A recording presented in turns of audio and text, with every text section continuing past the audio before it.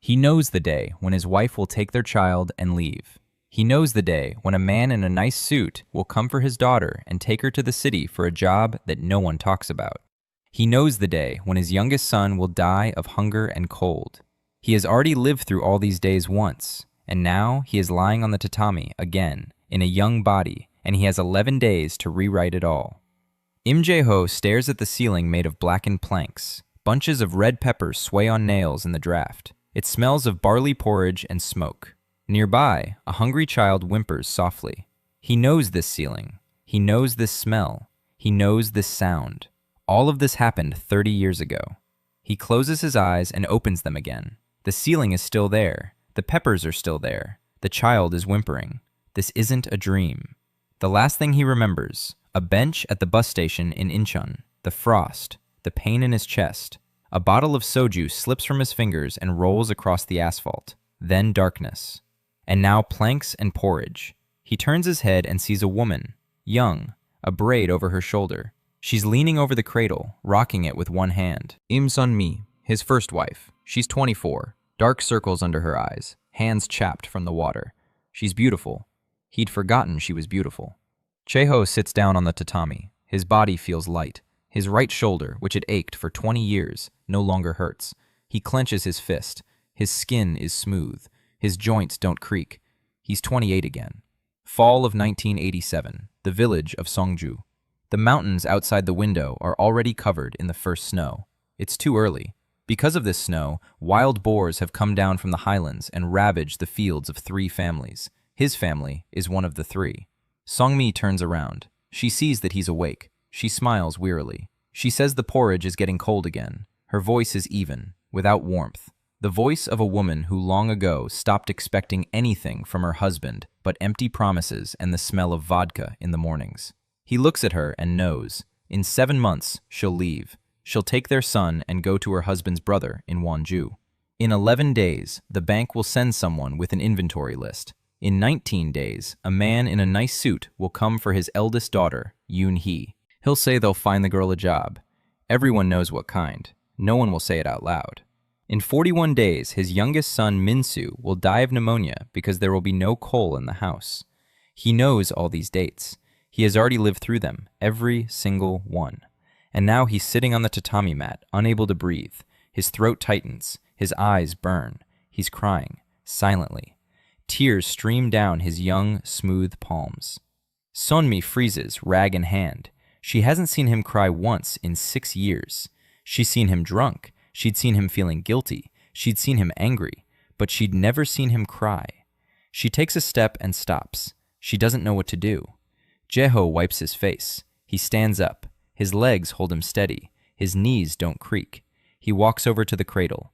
Min-soo, 6 months old, sunken cheeks, but alive, breathing, snoring.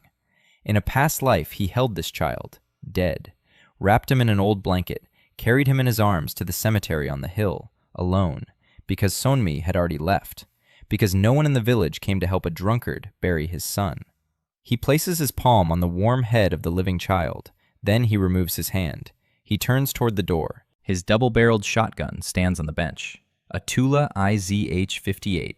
His father brought it back from the army and gave it to him for his 16th birthday. Jae-ho breaks it open. It's empty. The barrels are clean. His father taught him how to clean a gun before he could read. He hoists the stock to his shoulder. His hands are shaking. The front sight wobbles and circles. His body doesn't remember what his mind knows. For 20 years, he'd shot almost every day, as a gamekeeper, as a poacher. By the time he was 50, he could take down a squirrel from 40 meters without aiming. But that was in a different body. This one is young and strong, yet knows nothing. He lowers the gun. 11 days. He has 11 days before the butcher from town comes for his daughter. 11 days to find Blackridge. A giant, over 200 kilograms. A bullet scar across its snout, a beast that had already taken 2 hunters. In his past life, Jae-ho had tracked it down on the 11th day. He'd been drunk since the night before. His hands were shaking. He missed from 20 meters. The sekach got away. The villagers stopped greeting him. The orders dried up. He hit rock bottom, and things went downhill from there. The butcher from Chumchon promised 600,000 won for this beast, money that would get his family through the winter, pay off the debt to the loan shark, buy coal, buy medicine, keep his daughter from being sold off, save his son. He knows the hunter will go to the northern watering hole. He knows when. He knows from where. He remembers every rock in that clearing because he lay there for 4 hours sober and missed a shot while drunk. This time he won't miss. But first, he has to teach this body how to shoot again. Sonmi stands behind him. She wants to ask why he was crying. She doesn't ask. She stopped asking a long time ago. Jae-ho turns around and says he'll fix the roof today. The ceiling above Yoon-hee's room leaks when it rains. Sonmi blinks. Last time, he promised and then went to drink at the neighbor's. She says, all right, without belief. He goes out into the yard. There's no firewood. The tools are rusty. The ladder wobbles. He starts with the ladder. The hammer has a cracked handle. He carves a new one from a walnut stump. In a past life, he learned this from an old carpenter. The first cut is crooked. The second is better. The third is straight. By noon, the ladder stands firmly. He climbs onto the roof. 3 boards are rotten. He tears them off. He cuts new ones from the wall of an empty chicken coop. The chickens died in September. There was nothing to feed them. Sonmi comes out into the yard. She looks up. Minsu is in his arms. Yoon-hee is beside him, a thin, serious 11-year-old girl. Her face is hidden. She already knows she'll be abandoned. She heard her mother crying at night. She stopped calling him Dad 2 months ago. Jae-ho sees her face and feels a tightness in his chest. He'd seen that face in a past life, the face of a child who'd already decided she wasn't loved. He finishes the roof by evening. He climbs down. Yoon-hee goes inside. Sonmi looks at the roof. It's even, no leaks. She's silent. Then she says quietly that it hasn't been like this in a long time. He goes to the shed and takes out a cartridge belt. 14 rounds, 9 with buckshot, 3 with bullets, 2 empty shells. Not enough. For a sniper, you need a bullet, a heavy one, with the right amount of gunpowder. He knows what charge to use for this distance at this temperature and humidity. He spent 20 years learning ballistics through his own mistakes. But there aren't enough rounds. He needs gunpowder and lead. That means he needs old Pak, the only one in the village with a stash. Pak won't give him any. He thinks of Jae-ho as a drunk and a good-for-nothing. In his past life, he thought that right up until his last day. But Jae-ho has something Pak doesn't. He knows where the Black Ridge is right now. He's not guessing. He knows. In the evening, he steps out into the yard with his rifle. It's cold. The stars are large and close. He stands on the trampled ground behind the house. He raises the rifle to his shoulder. The front sight trembles. He holds it steady. He counts his breaths. Inhale, hold, exhale 3/4 of the way. Finger on the trigger. The front sight settles for a second. Then it trembles again. He lowers the rifle, raises it, holds it steady, lowers it. 100 times. 200. By midnight, that 1-second pause becomes 2. By 1 in the morning, 3. That's not enough. For a sniper, you need 5 clear seconds at 30 meters. But this is the first day. There are still 10 more to go. He carries the rifle into the house. Sunmi isn't asleep. She's lying with her back to him, breathing evenly, pretending. He lies down on his mattress a meter away from her. In a past life, that 1 meter became a kilometer, then an ocean. Then she left, and the meter became forever. He stares at the ceiling made of blackened planks. 11 days, 600,000 won. 1 shot. Minsu's face floats into his mind. Not the living one from the cradle, the dead one. Gray, small, wrapped in an old blanket. He opens his eyes. No, not this time, not in this life. The morning of the second day begins with the rooster crowing at the neighbor's house. Jae-ho opens his eyes even before the crow. He hadn't been sleeping. He lay there listening to Minsu's breathing in the cradle, counting her breaths. Steady, clear, no wheezing, not yet. The pneumonia will start in 39 days, if everything goes as it did in his past life. But things won't go as they did in his past life. He gets up. His body aches. His shoulders and arms ache from yesterday's lifts. Lifting a 4-kilogram double-barreled shotgun 200 times is a serious strain on muscles that last worked when Jae-ho went into the woods for firewood, and even then, he was drunk. He stretches his shoulders. He steps out into the yard.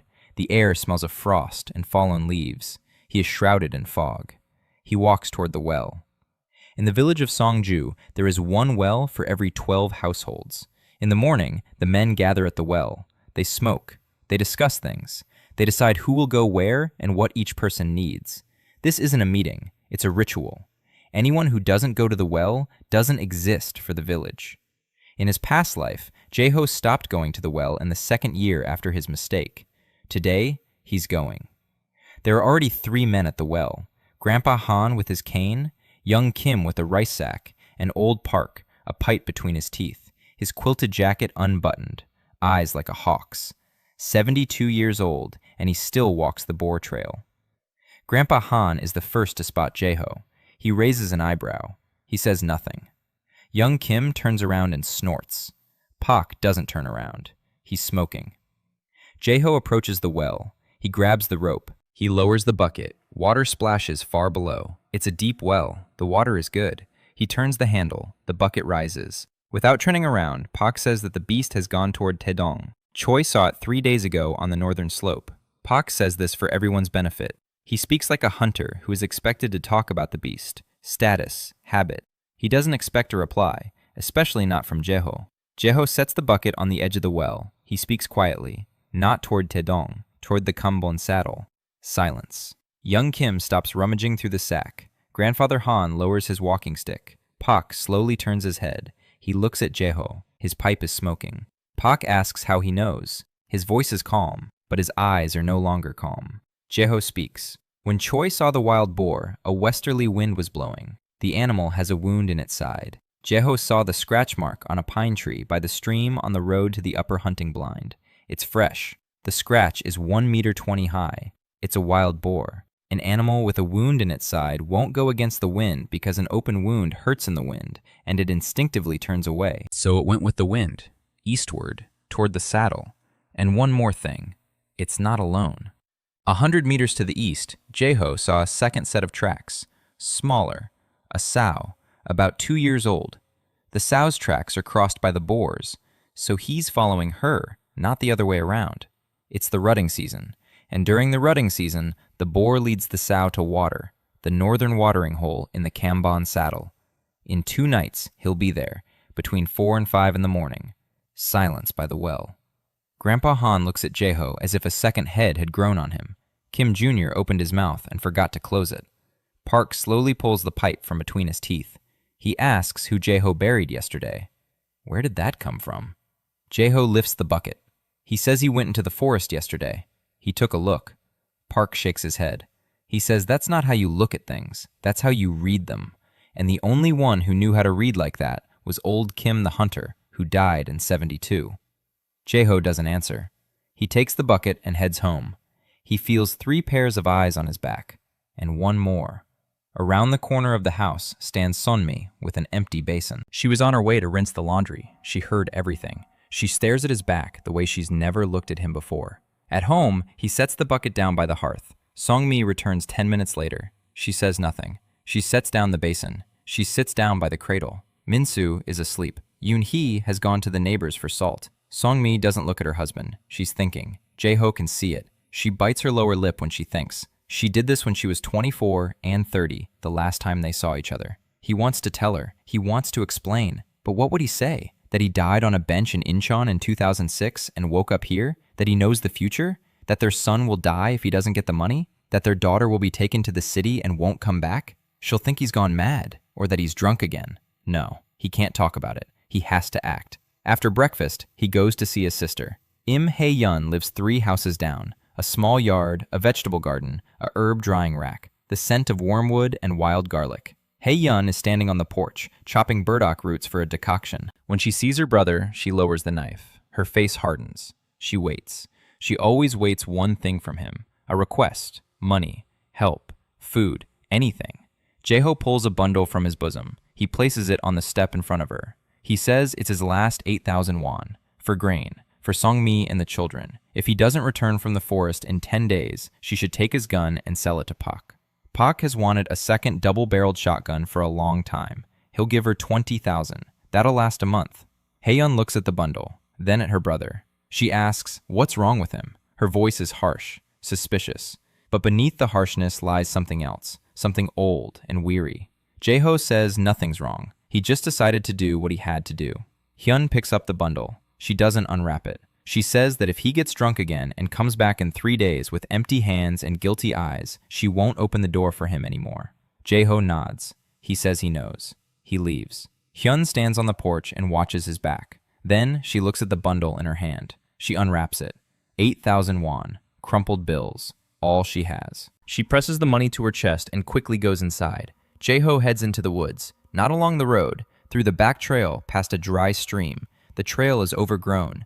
No one has walked here since summer. He walks slowly. He looks down. He reads the ground. Fallen leaves, moss, broken branches, rocks. The earth tells him the story of the last 2 weeks. A badger passed through here, a long time ago, a week ago. It scraped the bark off a fallen birch with its claws. It was looking for larvae. A roe deer passed through here 3 days ago. A light track, a female, alone, no fawn. Too late for a fawn, so she must have lost it. Right here, a branch is snapped off at a height of 10 meters. Too high for a roe deer, too low for a moose. A wild boar. It rubbed against it with its side. There's brown fur on the broken branch. Coarse. He picks up a scrap and holds it up to his eyes. Thick, dark, almost black. The Black Ridge. Old Pak used to say that the black-backed roe deer's fur on the withers is almost black. That's where the nickname comes from. Jae-ho drops to his knees. The ground is damp from the night frost. He parts the leaves. There, a footprint. Deep. The right front. Next to it, the left front. The left one is slightly smaller. The pressure is lighter. An old injury. The animal is favoring its left front leg. Jae-ho closes his eyes and pictures the scene. Sakach passed through here 2 days ago. In the morning. He was traveling from west to east. He wasn't in a hurry. It wasn't running. It was feeding along the way. It rooted around in the ground right here. And right here. Acorns. Feeding time means it feels safe. It isn't seriously injured. The wound on its side is drying up. He follows the trail further. 2 hours. 3. The sun is rising higher. The fog is lifting. He comes out onto the ridge above the Kamblinskaya saddle. Below is a stream, a watering hole. The water hasn't frozen yet. The ground along the stream bank is soft. Even from here, he can see the tracks. Lots of tracks. Fresh ones. He heads down. Yes, the boar was here last night. Huge prints in the mud. Smaller tracks nearby. A sow. He was right. The rut. Jae-ho stands by the watering hole and looks around. This is the spot. From the northern slope, there's a direct line to the watering hole. 30 meters. In the morning, the wind blows from the bottom up the slope. That means the scent will be carried uphill by the wind. The boar won't catch the scent. The bushes on the ridge are thick enough to hide a person. The ground is level. I can lie down. A rest for the barrel. That forked branch over there. 30 meters. A bullet. Right behind the ear. The only spot where a wild boar's skull can be penetrated on the first shot. He remembers. In a past life, he fired from here. From this very spot. And he missed by 2 fingers to the left because his hands were shaking from a hangover. He stands in this spot and looks down at the watering hole. This time, his hands won't shake. This time, he'll be here 4 hours before the beast. This time, everything will be different. He returns home by evening. Sunmi is silent. She sets a bowl of barley porridge in front of him. He eats. The porridge is watery. There aren't many grains. He eats and doesn't complain. In his past life, he used to complain. He'd say the porridge was like water. He'd say there was nothing to eat in the house. He'd say that and go get a drink. Now he eats in silence. Yoon-hee sits in the corner with a magazine, an old tattered one stolen from the neighbors. She's reading an article about Seoul, about a department store, about things she's never seen. Jae-ho looks at her. An 11-year-old girl in a mended sweater, skinny knees, a serious face. She doesn't look at him. She hasn't looked at him in a long time. He finishes his porridge. He washes the bowl himself. Sunmi raises her eyebrows. In this house, she was always the one who washed the bowls. He puts the bowl on the shelf. He goes out into the yard. He picks up his rifle. He begins his evening training. Raise the rifle, hold his breath, hold the position, dry fire. The trigger clicks against the empty chamber. Again, again, again. The moon rises. He counts. By midnight, 3 seconds of steady hold. Yesterday it was 2. Progress. Slow, but there is some. He needs 5. Jae-ho impressed Hunter Park and the whole village with his precise reading of the Black Ridge's tracks by the well. He gave his sister his last bit of money for grain and went into the forest, where he found and confirmed the poacher's route to the northern watering hole in the Kambon saddle. In the evening, he continues to practice his quick aim and hold. 3 seconds of a clear shot. He needs 5. Day 3. A gray morning. The sky is overcast. A wind from the northwest. It's getting colder. Jeho steps out into the yard and gauges the temperature by the smell of the air and the behavior of his neighbor's dog. The dog whimpers and buries its nose in its paws. Below zero. The first real frosts. This is important. Frost changes the animal's behavior. In the cold, the boar takes longer to feed and ventures farther from its lair, but it returns to the watering hole. Water is a habit. A boar may change its trail, a boar may change its lair, but it rarely changes its watering hole. Jeho eats breakfast. The porridge is thicker than yesterday's. Hyun brought the grains, silently. She set the sack by the door and left. Sonmi looked at the sack. She looked at her husband. She said nothing. After breakfast, Jeho goes to see Park. Park's house stands on the edge of the village at the start of the mountain trail. An old house, sturdy. Park built it himself 40 years ago. Hides are drying in the yard. 3 roe deer hides and 1 badger hide. It smells of tanned leather and pipe tobacco. Park is sitting on the porch, cleaning the barrel of an old carbine. He isn't surprised to see Jeho. He's been waiting. Jeho understands that. Yesterday's conversation by the well didn't go unnoticed. Park had been thinking about it all night. A hunter with 30 years of experience can't help but wonder when a young drunk suddenly reads tracks like a master. Jeho approaches. He greets him. Park nods. He remains silent. He cleans the barrel. Jeho speaks plainly. He needs gunpowder and lead. 6 bullet cartridges for large game. A 4.5-gram load of falcon. A 32-gram bullet. Jeho is ready to pay. Park looks up. He asks how. Jeho says with work. He'll fix the wall in Park's shed that's been crumbling since last spring, in 1 day. Park looks at him, silently, for a long time. Then he asks why Jeho needs the bullets. Jeho says one word, the ridge. Park doesn't move. Then he slowly sets his rifle on his knees. He says Jeho has gone mad. He says 2 men went to the ridge and neither returned. He says the last time Jeho fired a shot was 6 months ago, and even then, he was shooting at bottles in a ravine and only hit 2 out of 5. Jeho remains silent. He doesn't argue. Park is right in every word. For the Jeho who existed 3 days ago, all of this is true. Park asks why. Jeho says that in 9 days, an accountant from the bank will arrive to take inventory of the property. In 17 days, they'll come for Yoon-hee. Park falls silent. He knows about Yoon-hee. The whole village knows. Everyone is silent, because half the households have their own debts and their own daughters. Jeho says that 600,000 won for the carcass is their only chance. Park remains silent for another minute. Then he stands up. He walks silently into the house. He returns with a tin box. He sets it on the porch. He opens it. Inside is gunpowder, primer caps, lead ingots for casting. Park says he'll show him how to properly cast a bullet for a shotgun. Jeho says thank you. Then he says he knows how. Park raises an eyebrow. Jeho takes a lead ingot. He explains. For a 12-gauge IZH-58, at a distance of 30 meters against a large wild boar, you need a Palev bullet, a heavy one, with a plastic container that can be cut out of an old canister. The powder charge is slightly higher than standard because the cartridges had been lying in damp conditions and the powder might have gotten damp. Underfilling with damp powder results in a short range of 18 meters or less. At 30 meters, that's 1.5 fingers. For a hunter, 1.5 fingers is the difference between the skull and the cheekbone. It won't penetrate the cheekbone. Park listens. The pipe went out. He didn't notice. When Jeho finishes, Park is silent. Then he speaks slowly. He says that either Jeho was replaced during the night, or a mountain spirit came to him, or Park is going blind. Jeho doesn't smile. He says he was just thinking all night. Park snorts. He says that you don't think that way, you just know it. But he hands him the gunpowder. They sit down on the porch and start loading the cartridges. Jeho works carefully. His hands aren't what they used to be. He drops a primer, then a second one. Park watches. He says nothing. Jeho picks up the third primer. His fingers steady. He inserts it smoothly. He adds the gunpowder. He fills the cartridge case. He presses it in. 6 rounds in 2 hours. Park usually makes 6 in 40 minutes. But Jeho takes his time. He checks the weight of each round. He tosses them in his palm. He compares them. He rejects 2. The weight is uneven. Park looks at the rejected ones. He picks them up, weighs them on his own scale. The difference is 0.3 of a gram. Park wouldn't have noticed. He says this out loud. Jeho replies that 0.3 of a gram at 30 meters is a finger's width, and he needs to hit the target right behind the ear. Park falls silent. He silently takes his pipe, packs it, lights it. Jeho says he'll fix the wall in the shed tomorrow. Park waves his hand. He says there's no need. He says that if Jeho gets Rebta, Park will still owe him one, because that beast killed his best dog back in August. Jeho takes 4 good rounds and leaves.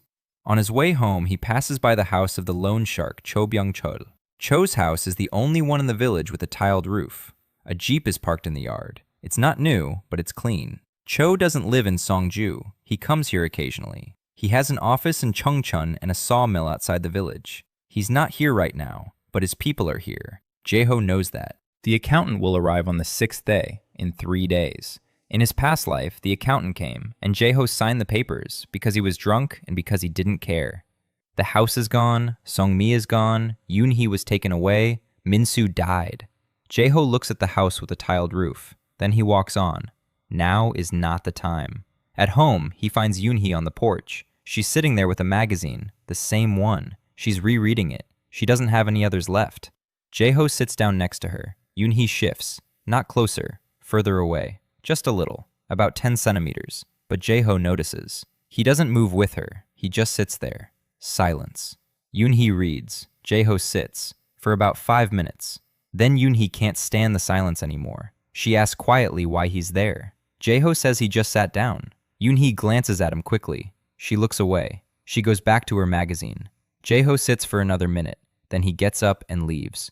He doesn't try to hug her. He doesn't try to start a conversation. He doesn't try to be a dad. She isn't ready. She's already closed the door from the inside. He'll just be there, as long as it takes. In the evening, he trains again. Snaps, hold, dry fire. 4 seconds of a clean hold.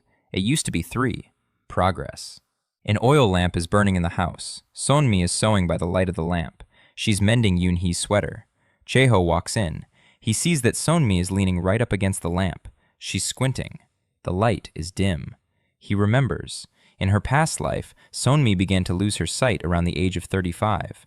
She sewed in dim light for years. No one bought her a proper lamp. He didn't buy her a proper lamp. Jeho walks over. He picks up the lamp. He twists the wick. There's a little more light. Not enough, but a little more. He moves the lamp closer to her. Sonmi looks at him. He says he'll bring some pine root from the forest tomorrow. The light shines brighter. She nods. She goes back to her sewing. Jeho lies down. He listens to the tap of the needle against the thimble, a soft, rhythmic tap. In his past life, he never heard this sound because he'd fall asleep drunk before she even started sewing. He lies there and listens. Tap, tap, tap. He falls asleep to that sound. He dreams of Seoul, a large office, a wooden desk. He's sitting at the desk. A woman is crying in front of him. He can't see her face, only her hands, slender, trembling. He looks at her and feels nothing, cold, calm. These aren't his eyes, they're someone else's eyes. He wakes up, sweat on his forehead. His heart is pounding. Darkness. Somi is asleep. Minsu snores in his crib. What was that? He lies in the darkness, trying to remember the woman's face. He can't. Only her hands, slender, trembling hands, and the feeling that he knows them. The 4th day. Jeho leaves for the forest before dawn. Sonmi doesn't ask where he's going. She hears him getting dressed in the dark. She hears him pick up his rifle. She hears him quietly close the door. She lies there and listens to his footsteps in the yard, then silence. In his past life, he used to leave just as quietly. Only back then, he wasn't going into the woods, but to a neighbor's for vodka. Jeho walks along the trail in the dark. His legs remember the way. His body doesn't remember, but his legs do. He grew up on these trails. He used to run along them as a boy. Not even 20 years of drinking have erased that memory. He's heading toward the ravine behind the northern slope. It's a quiet spot, far from the village. No one will hear the shot. He finds a clearing. He sets up a target, a fist-sized rock on a stump 30 meters away. He loads the first round of 4. 4 rounds, 4 attempts to test the gun's function. He stands up, raises the rifle, presses his cheek against the stock. The front sight is on the rock. Breathing. Inhale, hold. Exhale 3/4 of the way. Finger on the trigger. 4 seconds of steady hold. The front sight is steady. He pulls the trigger. A loud bang. The butt of the rifle hits his shoulder. The stone is still there. He missed. Jeho lowers the rifle. He walks over to the stump. The bullet went 2 fingers to the right. He knew it. He felt it the moment he fired. His finger jerked the trigger instead of squeezing it smoothly. Young hands, untrained. The muscles in his finger don't know the difference between jerking and squeezing. He returns to his position. Second round, same procedure. Inhale, hold, exhale. 4 seconds. His finger, slower, even slower. Fire. The rock shatters. A hit. He stands there, breathing. His hands tremble from the recoil. His shoulder aches. 2 rounds out of 4. 1 hit. 50%. For a Sakach, 50% means death. His, not the beast's. He needs 100%. He loads a new stone. 3rd round. The procedure. Shot. Hit. The stone shatters, but he feels he hit the lower edge. On a live Sakach, that's the cheekbone, not the skull. The cheekbone won't stop him. 4th round. The last one. He waits a long time. A minute. 2. Breathing. Calming down. Raises the gun. Aims. Front sight. Breathing. 5 seconds of steady hold. 5 for the first time. He pulls the trigger. The stone explodes. A clean hit. Right in the center. He lowers the rifle. 4 shots. 3 hits. 1 clean. Not enough, but better than yesterday. He cleans the barrels. He heads back. On the way, he checks the marten's tracks. Fresh, from the night. Black Ridge took the trail to the watering hole, just as he should have, just as Jeho had expected. The beast is tied to this route. In 2 days, maybe 3, it will come to the water again in the pre-dawn hours. Jeho returns to the village around noon. Young Kim is standing at the gate of his house. He's fidgeting. It's clear he wants to ask something, but can't bring himself to do it. Jeho stops. Kim says he heard about the ridge, about the Kanban saddle. He says he wants to go too. It's safer together. Jeho looks at Kim. The young man is 25 years old. He's strong, a hard worker, an average shot. In his past life, Kim left for Seoul 2 years later. He worked on a construction site. He broke his back when he fell from the scaffolding. He lived out his days in a wheelchair at his relative's house. Jeho knows this. Kim doesn't. Jeho says no. He'll go alone. Kim asks why. Jeho says the thug won't split his attention between 2 people. One shoots, the other gets in the way. The thug has a keen sense of hearing. 2 people make twice as much noise. Kim takes offense. He walks away. Jeho watches him go. He didn't tell him the real reason. The real reason is that if the thug charges, he'll charge at whoever's closer. If there are 2 of them, Kim's chances of dying are 50-50. Jeho can't take responsibility for someone else's life. Not this time. This time, every life counts. At home, Songmi is doing laundry in the yard. Her hands are red from the cold water. Jeho looks at her hands. He remembers how, in the future, she worked as a laundress in Wonju. Her hands swelled and cracked until they bled. Her joints were bent by the time she was 40. He approaches. He takes the basin. Songmi flinches. He says he'll finish washing it himself. She stands there. She watches. She doesn't hand over the basin. He doesn't pull it away. He just holds it. She lets go. She takes a step back. She stands there. She watches her husband wash the laundry. A man. Washing. In the village of Songju in 1987. If anyone sees Jeho, he'll be the laughing stock of the village for a year. He doesn't care. He washes. The water is freezing. His fingers go numb, but he washes. Sonmi stands there. Then she turns and goes back into the house, quickly. Jeho hears a sound from behind the wall. Quiet, brief. She's crying, quickly and quietly, so that no one would hear. He hears it. He keeps washing. By evening, Hae-young arrives. Without warning. She stands in the doorway, hands on her hips. She looks at her brother. She says she heard it from Park, that Jeho is planning to go to the ridge, that he's gone mad, that he'll die in the woods and Sonmi will be left alone with 2 children and debt, that she, Hyun, can't support 3 mouths, that he's selfish and has always been selfish. Her voice is loud, harsh, angry, but her hands are shaking. Jeho listens. He doesn't interrupt. When she finishes, he says one thing. He says that if he doesn't go to the ridge, the accountant will arrive in 9 days, and in 17 days, they'll come for Yoon-hee. And he asks if Hae-yeon knows of any other way to get 600,000 won in 9 days. Hae-yeon falls silent. She stands there. Her jaw is clenched. Her eyes are shining. She knows there's no other way. She didn't know about Yoon-hee. Or maybe she did, but didn't want to know. Now she knows. She turns and walks away. She stops at the gate. Without turning around, she says that if he messes up again, she'll kill him herself. She leaves. Jeho stands in the doorway. Yoon-hee sits in the corner. She heard the whole conversation. Everything. About the accountant, about herself, about the man from the city. She sits quietly. Her magazine is closed. Her hands are on her knees. Her face is expressionless. 11 years old. An 11-year-old child has just heard that they'll come for her in 17 days. She isn't crying. She isn't screaming.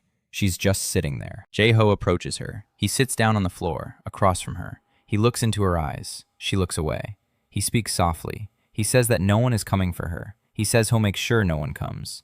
Yoon-hee doesn't answer. She doesn't look at him. He says he knows she doesn't believe him. He says she has every reason not to believe him, but he tells her to wait 11 days. If nothing changes in 11 days, she can stop waiting. But for now, she should wait. Yoon-hee is silent. Then she nods, barely noticeably, just one nod. Jae-ho stands up. He walks out. He picks up the rifle. He begins his evening training. Raise the rifle. Hold. 5 seconds. 6. 5. 4. 6. It's shaky, but he's improving. On the 35th raise, a rustle comes from the bushes behind the shed. Jae-ho freezes. He lowers the rifle. He looks. It's quiet. Then he sees it. Min-soo.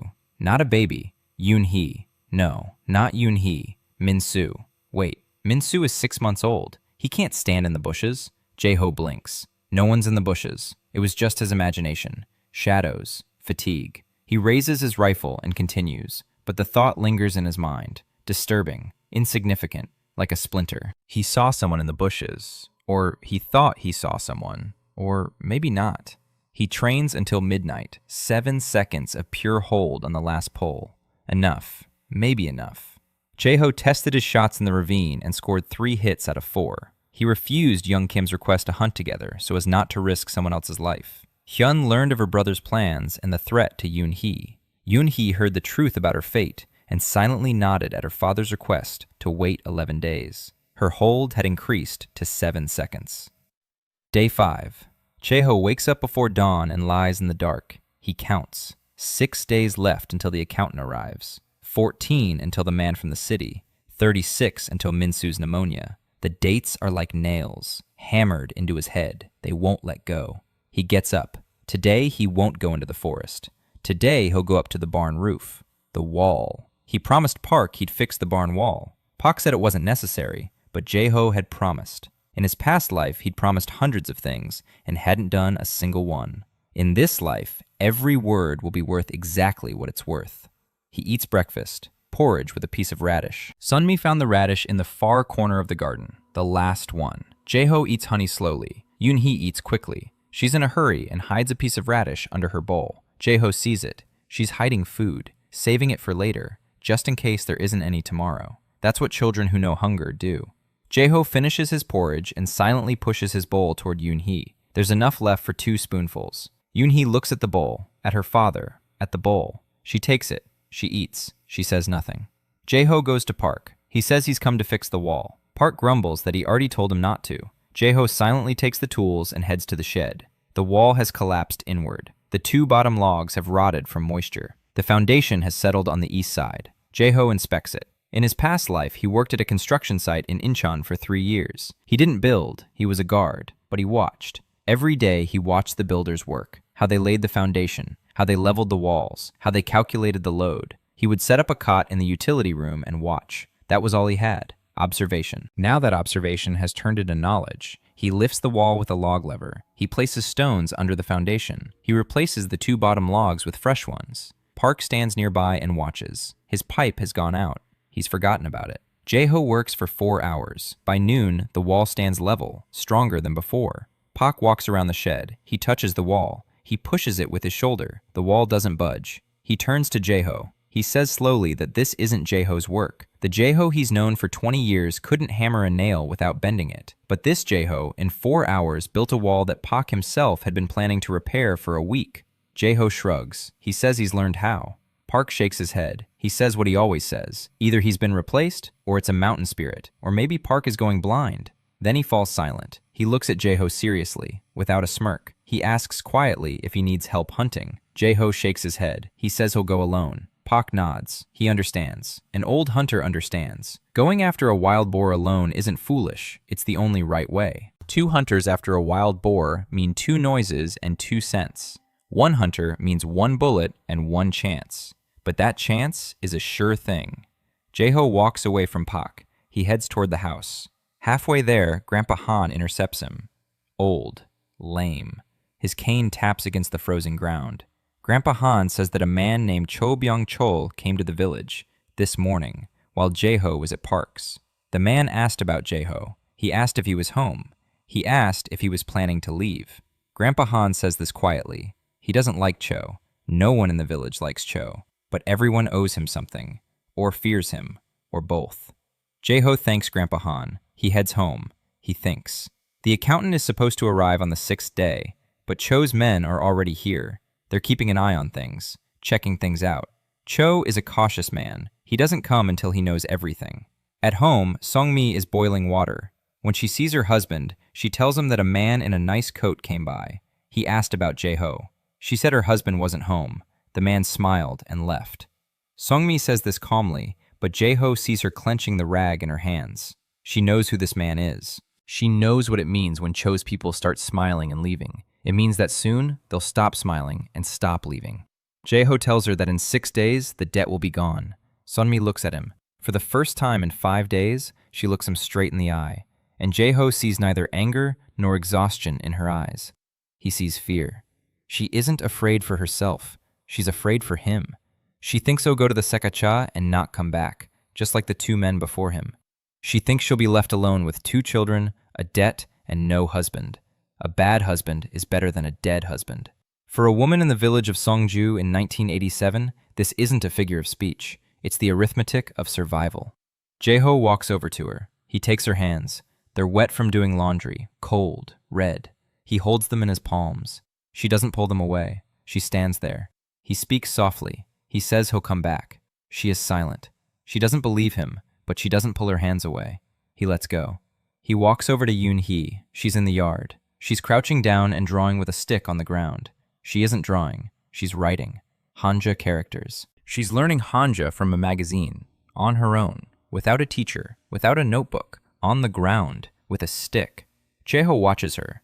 In her past life, she didn't go to school. She didn't learn anything. She worked in the city. Then he stopped hearing from her. Then she stopped opening his postcards.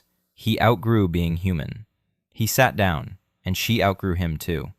Jeho goes to the shed. He searches. He finds an old plank, smooth, birch. He planes it with a knife, smooths it out. The result is a flat little board the size of his palm. He takes a piece of charcoal from the hearth, wraps it in a thin rag, ties it with string. The result is a pencil. Rough, but it writes. He goes outside and places the little board and the charcoal pencil next to Yoo-hee on the ground. He says nothing. He turns around and walks away. Yoon-hee looks at the plank. She picks up the pencil. She draws a line on the plank. Black, straight. She lifts her head. Her father has already gone back into the house. She looks at the plank. Then she begins to write. Not on the ground, on the board. In the evening, Jeho goes out for practice. The sky is clear. Stars. The frost is stronger than yesterday. He raises his rifle. His hands are getting cold fast. In the cold, his fingers go numb after 5 minutes. That's a problem. On a hunt, he'll be lying in ambush for 4 hours in wet snow. His hands will freeze. The finger on the trigger will lose sensation. He's training in the cold on purpose right now. Raise the rifle. Hold it steady. Dry fire. In the cold, his hold time drops. 7 seconds turn into 4. His fingers won't obey him. He squeezes the trigger and feels a delay. His finger doesn't sense the moment of release. That's bad. On a hunt, that's a miss. He takes off his gloves, breathes on his hands, rubs them, raises the rifle again. 5-second hold. Click. Too early. He held his finger down too long and missed the moment. 1 more time. 6 seconds. Click. Clean shot. Good. 1 more time. 1 more. By midnight, he finds his rhythm. In the cold, you have to shoot faster as you exhale. Don't wait for the perfect pause. Catch the moment between heartbeats. First beat. Pause. Pull the trigger. Between the first and second, there's a half-second window when the body freezes. In a past life, he found that window after 10 years of practice. Now he knows about it and is retraining his body. Faster, but still slow. The lights go out behind Pak's house. The old man has gone to bed. The village sleeps. Only Jeho stands in the yard, raising his rifle into the darkness. Click, click, click, click. He enters the house at 1 in the morning. There's a bowl on the table. Porridge. Cold. A rag lies nearby to cover it. Sonmi left him dinner. In his past life, she stopped leaving him dinner a month after their wedding. He never came home on time. She stopped waiting. Now she's left the bowl, covered with a rag, so it wouldn't get cold. It's cold now, but the rag is still there. Jeho sits down and eats the cold porridge. It tastes better than any food he's eaten in the last 20 years. He finishes eating, washes the bowl, lies down. A small birch plank lies on the floor next to the mattress. Yoon-hee put it there. One word is written on the plank in charcoal. Dad. Jeho lies in the dark, holding the plank in his hands. He isn't crying. He already cried all he could on the first day. But he lies there, holding the plank, and doesn't let go until morning. Jeho repaired the wall of Pak's shed in 4 hours. Pak offered to help with the hunt, but Jeho refused. The loan chart chose men had already come to the house and questioned Songmi. Jeho made a writing plank and a charcoal pencil for Yoon-hee. Yoon-hee wrote the word Dad on it. Training in the cold revealed a problem with finger sensitivity when pulling the trigger, and Jeho discovered a shooting technique that synchronized with his heartbeat. Day 6, morning. Jeho stands by the window and looks out at the road. The accountant is coming today. He knows this for sure. In his past life, the accountant arrived on the 6th day after the first snowfall in the highlands. He hitched a ride from Chuncheon, a small man with glasses and a leather briefcase. The briefcase is stuffed with papers. The papers are filled with numbers. The numbers say that the Im family owes Hantek Bank 320,000 won. Interest is piling up. The house and the lot are the collateral. The deadline has passed. Jeho is waiting. Sungmi senses it. She's gathering laundry in the yard and glancing at her husband. He stands calmly, hands behind his back straight. Not the same Jeho who, 6 days ago, couldn't get up from the tatami mat without groaning. A different man. By midday, a figure appears on the road, small, glasses, briefcase, an oversized coat. The accountant walks through the village without hurrying. He knows where to go. He's been here twice before. In a past life, Jeho was lying at home drunk at that very moment, and Songmi opened the door herself. The accountant spoke with her. She signed what he slipped her because she didn't understand what she was signing. She could count better than anyone else in the village, but the legal language of bank documents wasn't written for people like her. It was written specifically so that people like her wouldn't understand. This time, Jeho is standing by the gate. The accountant approaches. He smiles, politely, professionally. He introduces himself. He says he's from Hantek Bank. He says it's regarding the Im family's case. He mentions deadlines. He mentions the inventory. He says he has no choice. Jeho listens. He doesn't interrupt. He lets him finish. In his past life, he learned one thing from an old lawyer in Incheon who lived in the neighboring barrack. The lawyer was an alcoholic, just like Jeho, but an alcoholic with a degree. He used to say that there are 2 things you need to do with bank people. The first is to let them run through their whole spiel until the end. The second is to ask one question, the right question. The accountant finishes speaking. He pulls out some papers. He holds them out. Jeho doesn't take them. He asks what date the writ of execution is dated. The accountant blinks. He adjusts his glasses. He says the writ will be issued after the inventory. Jeho nods. He says that means the writ isn't there yet. So the inventory right now is just an inspection. Without the writ, the inventory has no enforceable power. Without the power of enforcement, Jeho isn't obligated to let the accountant into the house, and he isn't obligated to sign anything. He says the debt will be paid off in 5 days, in full, with interest. The accountant stands there, briefcase in hand. He didn't expect this. He expected a drunk man and a frightened wife. Instead, he's faced with a man who knows the difference between an inventory and a writ of execution. The accountant asks, 5 days, is that right? Jeho repeats it, 5 days. The accountant looks at him. Then he puts the papers back in his briefcase. He says he'll pass the message along. He turns and walks away. Jeho stands by the gate and watches his back. Behind him is Songmi. She's standing on the porch and heard every word. Jeho turns around. She's looking at him. Her lips are pressed together. Her hands are clenched against her chest. She asks quietly how he knows about the writ of execution. Jeho says he heard it from someone. Songmi is silent. She doesn't believe him. But she saw the little man with glasses put the papers away and leave. It's not a lie. It's a fact. The man left. For the first time in his 3 visits, the man left empty-handed. She goes inside the house. Jeho hears her sit down by the cradle. He hears her say something quietly to Min-soo, something gentle, but she hadn't said that before. Cheho heads into the forest. Today is the last day of reconnaissance. Tomorrow he'll start preparing his position. The day after tomorrow, he'll lie in ambush. On the 9th day, if everything goes as planned, he'll pull the trigger. He's heading toward the Cambone Pass. The trail is familiar. He's walked this way 3 times in the last few days. Each time he noticed something new. Today, he notices something that wasn't there before. A stranger's footprint. Human. A boot. Not a village boot. The sole has deep treads. A city boot. Large size. A man. Cheho stops. He drops to his knees. He examines it. The footprint is fresh. From today. From this morning. The person was walking from south to north. From the road toward the saddle. Alone. He walked with confidence. He didn't get lost. He knew where he was going. Cheho looks around. It's quiet. The wind rustles through the tops of the pine trees. Birds. Nothing else. He follows the trail. The man walked along the path for about 200 meters. Then he turned off, climbed up to the ridge. The very same ridge from which Cheho is going to shoot. Cheho climbs up after him. The tracks stop at the ridge. The man stood here for a long time, about 15 minutes. He shifted his weight from foot to foot. He smoked. Here's a cigarette butt. Cheho picks it up. An expensive cigarette. Not the Hanyang that they smoke in the village. An imported brand, with a filter. The man stood at this spot and looked down at the watering hole. Then he left, back toward the road. Cheho stands on the ridge and thinks. Who? A hunter? No. Hunters from around here don't wear city boots or smoke imported cigarettes. Cho, perhaps. Cho is interested in the land around the village. The sawmill is expanding. But why would Cho's man climb to the ridge above the Cambone saddle and stand there for 15 minutes looking at the watering hole? It doesn't make sense. Someone else. Cheho puts the cigarette butt in his pocket. He heads down. He checks the watering hole. The tracks are fresh. He was there last night. He came. He drank. The pig was with him. Everything's going according to plan. The beast will return. In 2 days, between 4 and 5 in the morning.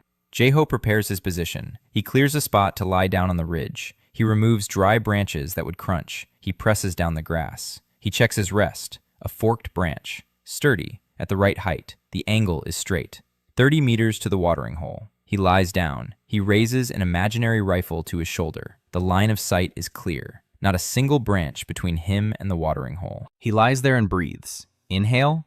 Hold his breath. Exhale.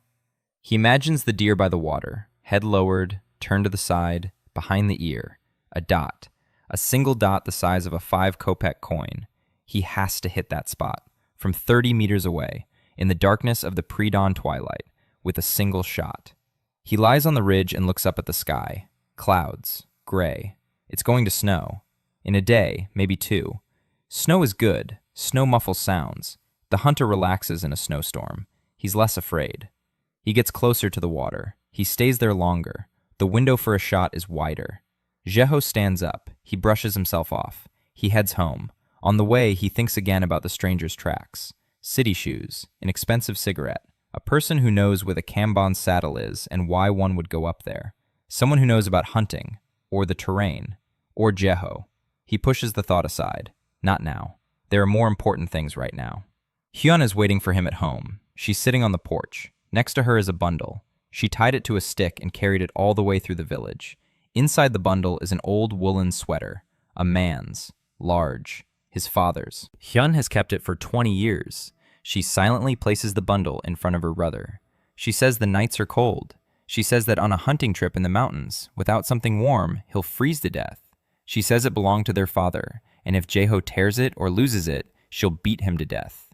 Her voice is angry. Her hands are shaking. Cheho takes the sweater. He presses it to his face. It smells of mothballs and dry wormwood. It smells like home. It smells like his mother, who died when he was 15. It smells like his father, who gave him the rifle and died a year later. Hyeyeon looks at him. Her lips tremble. She turns away and leaves, quickly, so he won't see. He sees. That evening, Cheho sits by the hearth and cleans his rifle, the final cleaning before the hunt. He wipes the barrels dry. He lubricates them with a thin layer of mutton fat. He checks the mechanism 3 times. The firing pin strikes evenly. The spring is taut. The bolt closes tightly. He examines the barrels in the light. The rifling inside is smooth. No pitting. good barrels. His father looked after the rifle as if it were his own child. In his past life, Jeho ruined it in 5 years. Rust. Dirty barrels. Once it nearly blew up. Now the rifle is in good shape. Because in this life, he woke up 6 days ago, not after 5 years of drinking. Young Hee is sitting in the corner. She's drawing on a little board. She erases it. She draws again. She's drawn a mountain. Jeho sees it out of the corner of his eye, a mountain and a little person at the bottom, with a stick, or a rifle. He doesn't ask. She doesn't show him. Min-soo is sleeping in his cradle. Her breathing is steady. So-mi is darning his pants, for hunting. She silently took them last night and is now patching the knee that's worn through. She didn't say a word. She just took them and is sewing. Jeho watches her over the barrel of his rifle. She's sewing. He's cleaning his rifle. Yoon-hee is drawing. Min-soo is sleeping. 4 people in a small room with a low ceiling made of blackened planks. The oil lamp burns steadily. He adjusted the wick. There's more light than before. It's quiet. It's warm. This is what he came back for. Not money, not the hunt, not the ridge. This. 4 people in a warm room. He assembles his rifle, leans it against the wall. Tomorrow, preparations. The day after tomorrow, the hunt. The 7th day. Snow. The first real snow of this fall. Not frost, not hoarfrost, snow. Large, wet, and silent. It's been falling since dawn and shows no sign of stopping. The mountains are turning white before his eyes. The trails are... Old Pak used to say that the first big snow in Gangwon marks the boundary. Before the snow, it's fall. After the snow, it's winter. Between them lies a single night. Jeho stands in the courtyard, catching snowflakes in his palm. The temperature is around 0. The humidity is high. The snow is wet. That's good for hunting. Wet snow muffles footsteps. Wet snow clogs an animal's nose. Wet snow makes the ground soft and leaves deep, clear tracks. But wet snow also means cold. 4 hours in the wet snow on the ridge without moving is a trial, even for a well-trained body. For Jeho's body, which just 6 days ago was still that of a drunkard, this might be too much. He must decide today, go tomorrow or wait another day. If he waits, the boar might change its route. The first snow alters the animal's behavior. It covers the usual trails. The boar seeks new ones. The watering hole might freeze over. Then the boar will head for another stream, further down the slope, farther from the ambush. If he goes tomorrow, he'll need to take up his position tonight, by midnight. 4 hours until dawn. 4 hours in the snow. Jeho makes up his mind. Tomorrow. He goes to see Park. Park is sitting by the window, looking at the snow. When he sees Jeho, he nods. He knows why he's come. A hunter always knows when another hunter has come for the final word. Jeho asks if Park saw any fresh tracks by the lower stream. Park shakes his head. He didn't see any. He hasn't been out. His knee. That old knee that aches in the snow. Park says that the boar will most likely stay on its usual route through the wet snow. A large beast doesn't like to change its habits. A young boar will run away from the snow. An old boar will lie down in a familiar spot and make its way to a familiar watering hole. Jeho agrees. He thinks the same. But that's not why he came. He came for one thing. He asks Park for a knife. Not a hunting knife, a butchering knife. A long knife with a heavy blade for butchering the carcass in the field. Jeho has a knife, but it's dull and short. For a 200-kilogram boar, he needs a proper one. Park silently stands up. He goes to the storage room. He returns with a knife in a leather sheath. He hands it over. Jeho takes it. He pulls it out. The he blade is long, heavy, good steel, evenly sharpened. Grandpa Pak's knife. Pak says this briefly. Grandpa's knife. If Jeho loses it, Pak will cut him up with that very knife when he finds him. Jeho nods. He tucks the knife into his belt. He doesn't say thank you. Hunters don't thank each other for things like this. They come back alive because of them. He returns home and begins to pack. His father's jacket, the pants that Sunmi had patched up, bandages for his legs, old boots with thick soles, a cartridge belt, 4 rounds, a knife, a piece of jerky, a flask of water, a rope, 20 meters of strong hemp rope, for the carcass, if he hits it, when he hits it. He packs everything into a bag. He places the bag by the door, the rifle next to it. Sunmi looks at the bag, at the rifle, at her husband. She says nothing. Yoon-hee comes in from the neighbor's house. She sees the bag. She understands. She sits down in her corner. She picks up a small board. She doesn't draw. She just holds it. Jeho sits by the hearth. He needs to rest. Today is a day off. He'll leave in the evening. He'll take up his position around midnight, and he'll wait. He eats porridge with dried fish. Hyun brought the fish yesterday. She didn't say where from. Jae-ho knows. She traded it with a fisherman in the village below for her herbs, her last supply of herbs, for him. He eats the fish and thinks of his sister, the woman who has lived for others for 34 years and doesn't know how to live for herself. He'll come back. He'll come back with money, and the first thing he'll do is repay Hyun's debt. Not a monetary one, a human one. After lunch, he sleeps 2 hours. For the first time in 6 days, he allows himself to sleep during the day. His body needs it. There will be no sleep at night. He falls asleep quickly, a dreamless sleep. No office, no crying woman, just darkness and rest. He wakes up at dusk. The snow continues to fall, wet and quiet. Sonmi has lit the lamp. She adjusted the wick just as he showed her. The light is even, warm. Minsu isn't asleep. He lies in his cradle, staring at the ceiling. He's cooing, quietly and contentedly. Jae-ho approaches the cradle. He looks at his son, a tiny face, dark eyes, cheeks a little fuller than a week ago, or so it seems to him, or maybe not. Hyun is bringing in the grains. Sonmi is cooking a thicker porridge. Jae-ho touches his son's cheek with his fingertip. Minsu grabs his finger, squeezes it tightly. Small fingers, but a strong grip. Jae-ho stands there for a minute. Then he carefully pulls his finger free. Yoon-hee is sitting by the wall, watching him. He catches her gaze. She doesn't look away. For the first time in 6 days, she's looking at him and holding his gaze. Jae-ho nods at her. She nods back. A small nod, barely noticeable, but it's there. By 9 o'clock in the evening, Jae-ho is getting dressed. His father's sweater, a jacket over it, boots, bandages. He picks up the bag. He picks up the rifle. He stands by the door. Sonmi approaches. She holds out a bundle. Rice cakes, 3 of them. She made them while he was sleeping, from the last of the rice. Jae-ho takes the bundle. Their hands touch. She doesn't pull away. He doesn't hold on. The touch lasts a second. He puts the cakes in the bag. He says he'll be back tomorrow evening. Sonmi nods. She says one word. Come back. Not a request, not an order, just a word. Jae-ho steps out into the snow. He walks along the trail toward the forest. Snowflakes fall on his face. He walks for 2 hours, through the forest, along the trail, then off the trail, up the slope, toward the ridge. The snow covers his tracks. That's good. His tracks will be gone by morning. Sekach won't pick up the scent. By midnight, he's in position. The ridge. His position. A forked branch for a rest. He clears away the snow, spreads out the burlap he took from the shed, lies down. He sets up his rifle on the support. The barrel points down, toward the watering hole. 30 meters. It's dark. The stream murmurs. It hasn't frozen over. Good. Snow is falling. Wet. Heavy. It settles on his back, on his arms, on the barrel. It's cold. An hour later, his fingers go numb. He clenches and unclenches his fists, slowly, so as not to make a sound. 2 hours later, the cold creeps under his jacket. His back is freezing. His legs are going numb. He endures it.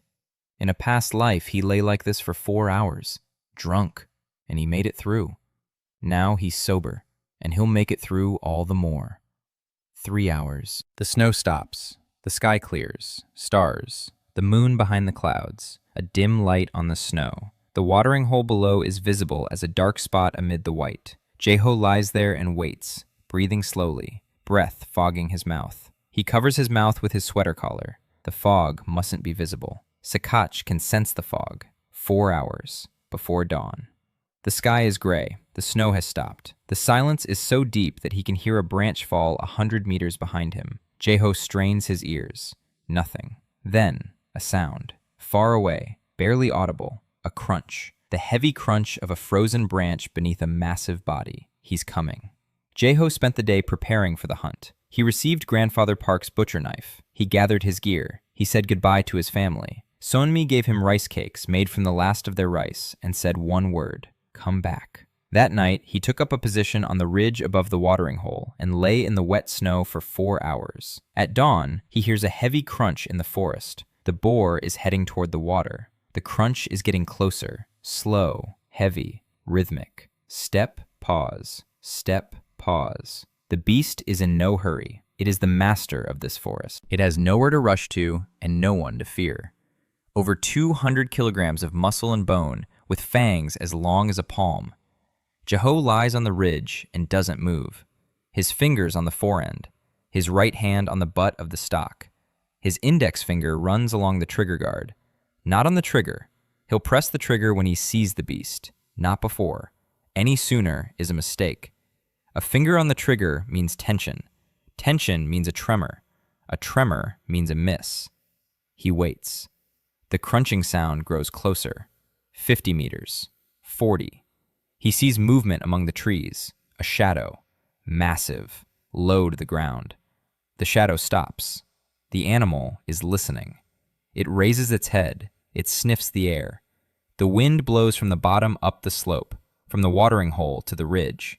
Jeho's scent drifts backward, behind him. The beast doesn't smell it. Sakach stands still, listening. A minute and a half. Then another step, another one. It emerges from the forest into a clearing by the stream. Jeho sees it.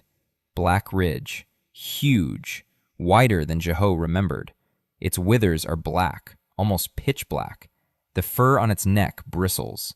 A scar from an old bullet runs across its muzzle. A whitish stripe on its dark fur. Its left front leg is slightly shorter, an old injury. Jeho had seen it in the tracks. Now he sees it in person. The beast approaches the water. It lowers its head. It begins to drink. No, too soon. Still too soon. The boar. Where's the boar? Jeho waits. The boar drinks. A second shadow emerges from the forest behind him. Smaller. A sow. Young. 2 years old. She approaches the water more cautiously. She looks around. Nervous. Still young. Not used to this place yet. Sakach lifts his head. Water drips from his snout. He glances back at the pig. He waits for her to approach. She approaches. She lowers her head. She drinks beside him. Sakach drinks again. Now he's calm. The sow is nearby. Everything's fine. Jeho slowly moves his finger to the trigger. Sakach stands with his right side facing him. His head is lowered toward the water, behind his ear. That's the spot. He sees it. A 5-1 coin on black fur. 30 meters. Inhale. Hold. Exhale 3/4 of the way. His heart is pounding. He counts the beats. A beat. A pause. Now. In the pause between beats, he squeezes the trigger. Smoothly, without a jerk. His finger knows. His body has learned it over 6 days and nights. A thunderous roar shatters the silence. The butt of the rifle strikes his shoulder. Sakach shudders all over. The boar lurches to the side and vanishes into the forest in a second. Sakach doesn't fall. He stands. His head is raised. Jeho feels everything inside him snap. A miss. No. Sakach takes a step. A second. His right front leg buckles. He collapses onto his right side. Slowly. Heavily. Like a wall collapsing. The ground trembles. Over 200 kilograms slam into the frozen earth, and wet snow scatters in a fan-shaped pattern. The beast lies still. Its hind leg twitches. Once, twice, 3 times. Then it goes still. Silence. Jeho lies on the ridge and doesn't move. The barrel still points downward. The gunpowder smoke dissipates in the cold air. He looks at the boar. The beast doesn't move. Jeho doesn't get up. He knows. Old Park taught him when he was 14. After the shot, wait. Even if the beast is lying there, wait. A wounded boar that looks dead can get up and kill you in 3 seconds. Wait 10 minutes. Then, wait another 5. Jeho waits. He lies there. He watches. The animal doesn't move. 15 minutes. 20. Silence. The birds begin to sing. Dawn breaks. Pink light on the white snow. It's beautiful. He doesn't notice. 25 minutes later, he stands up. His body won't obey him. More than 4 hours in the wet snow. His legs feel like wood. His arms won't bend. He cracks his knuckles. He picks up his rifle. He loads a second round. Just in case. He makes his way down the slope. Slowly. Carefully. He approaches the deer. 3 meters. 2. 1. The animal lies on its right side. Its eye is open. Glassy. Dead. The bullet entered just behind the ear, a finger's width from where Jeho had aimed. A finger, not 2, 1. In his past life, he'd missed by 2 fingers. In this one, he hit it with precision down to a single finger. He stands over the beast. The rifle is lowered. He stands and looks at the black ridge, over 200 kilograms, a scar on its snout, fangs as long as a palm. The beast that took 2 lives. The beast that, in his past life, had also taken Jae-ho. Didn't kill him, but took him. That missed shot at the ridge took everything from him. His reputation, his family, his life. Jae-ho drops to his knees in the snow next to the dead wolf. He places his hand on its black neck. The fur is coarse, still warm. The body is cooling slowly. 200 kilograms take a long time to cool. He sits on his knees and cries, not out of joy, not out of relief.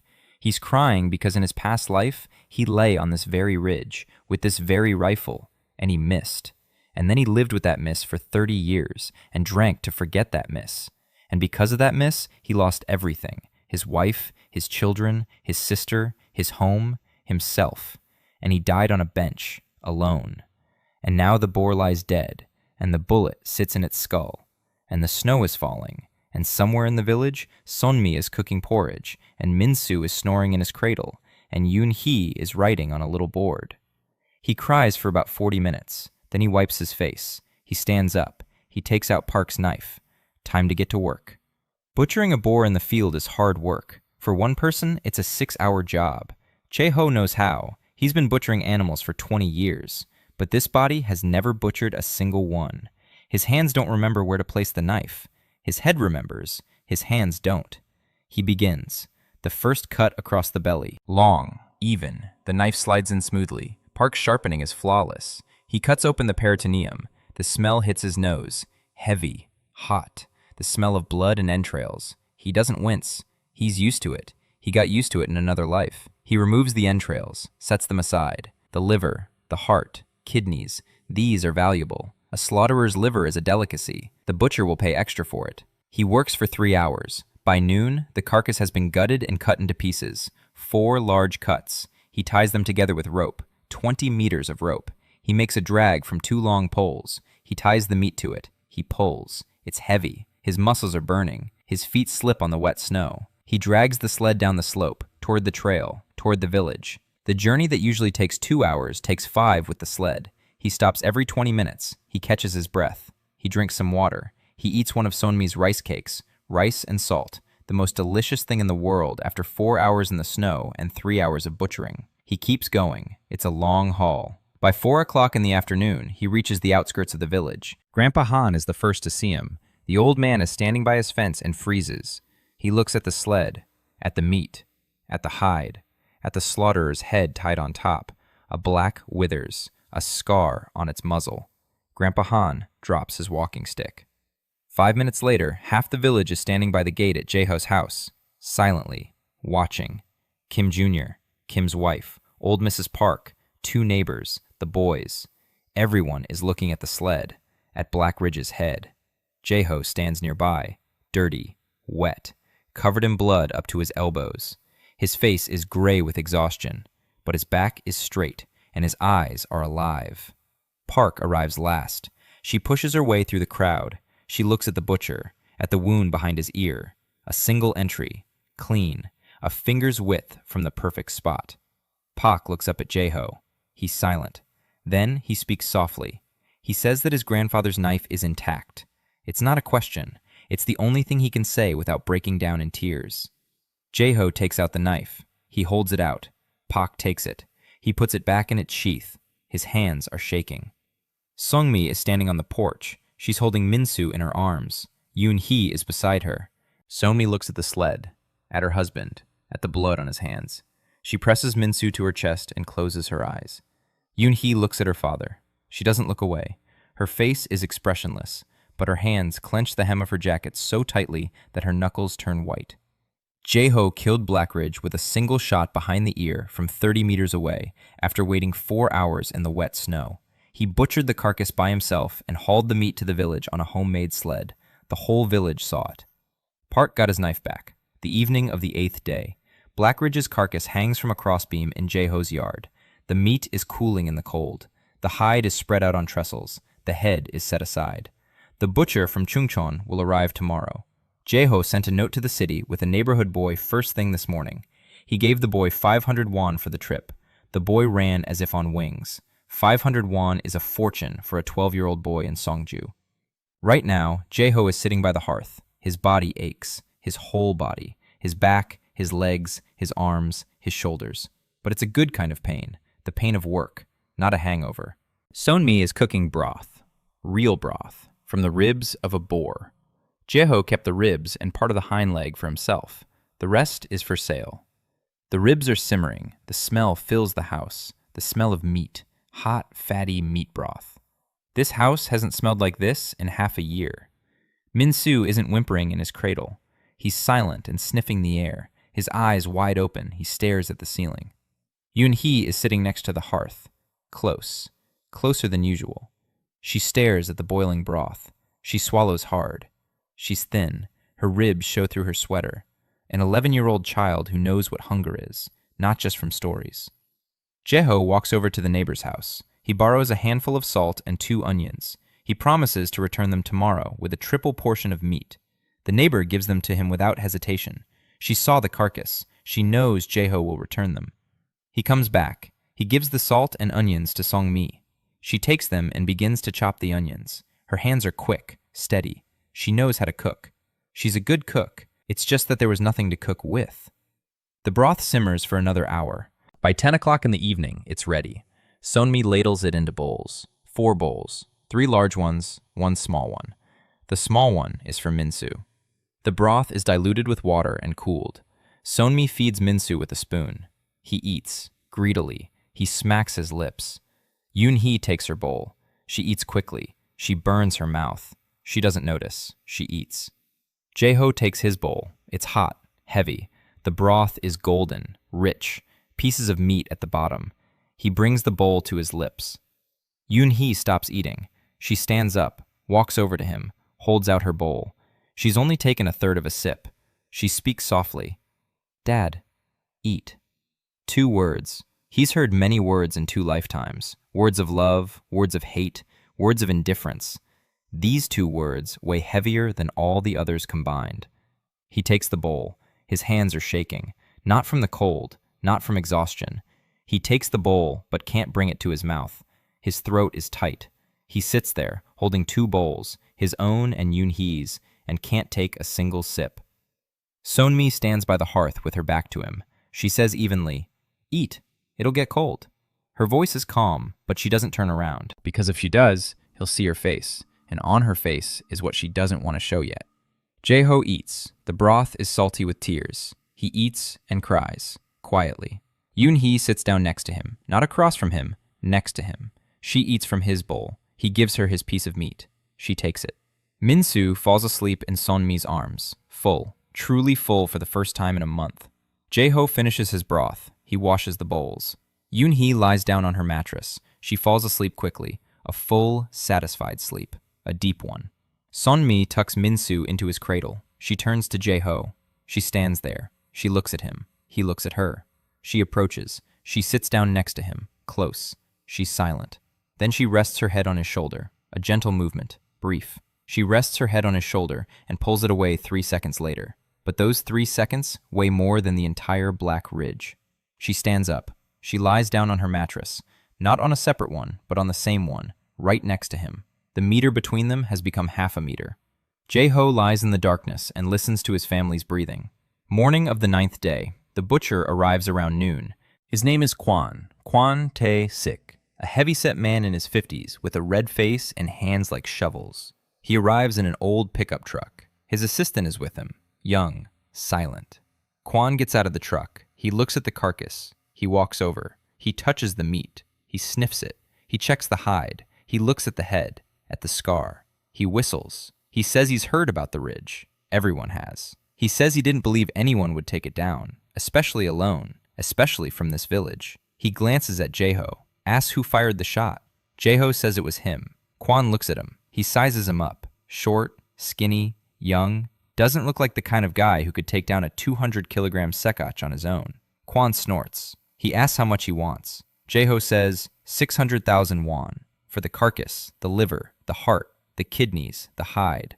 Kwon shakes his head. He says that's too much. He says 500 is the maximum. Jae-ho is silent. He looks at Kwon. In his past life, he didn't haggle. He didn't know how. He took whatever he was given. Now he knows a thing or two about Kwon.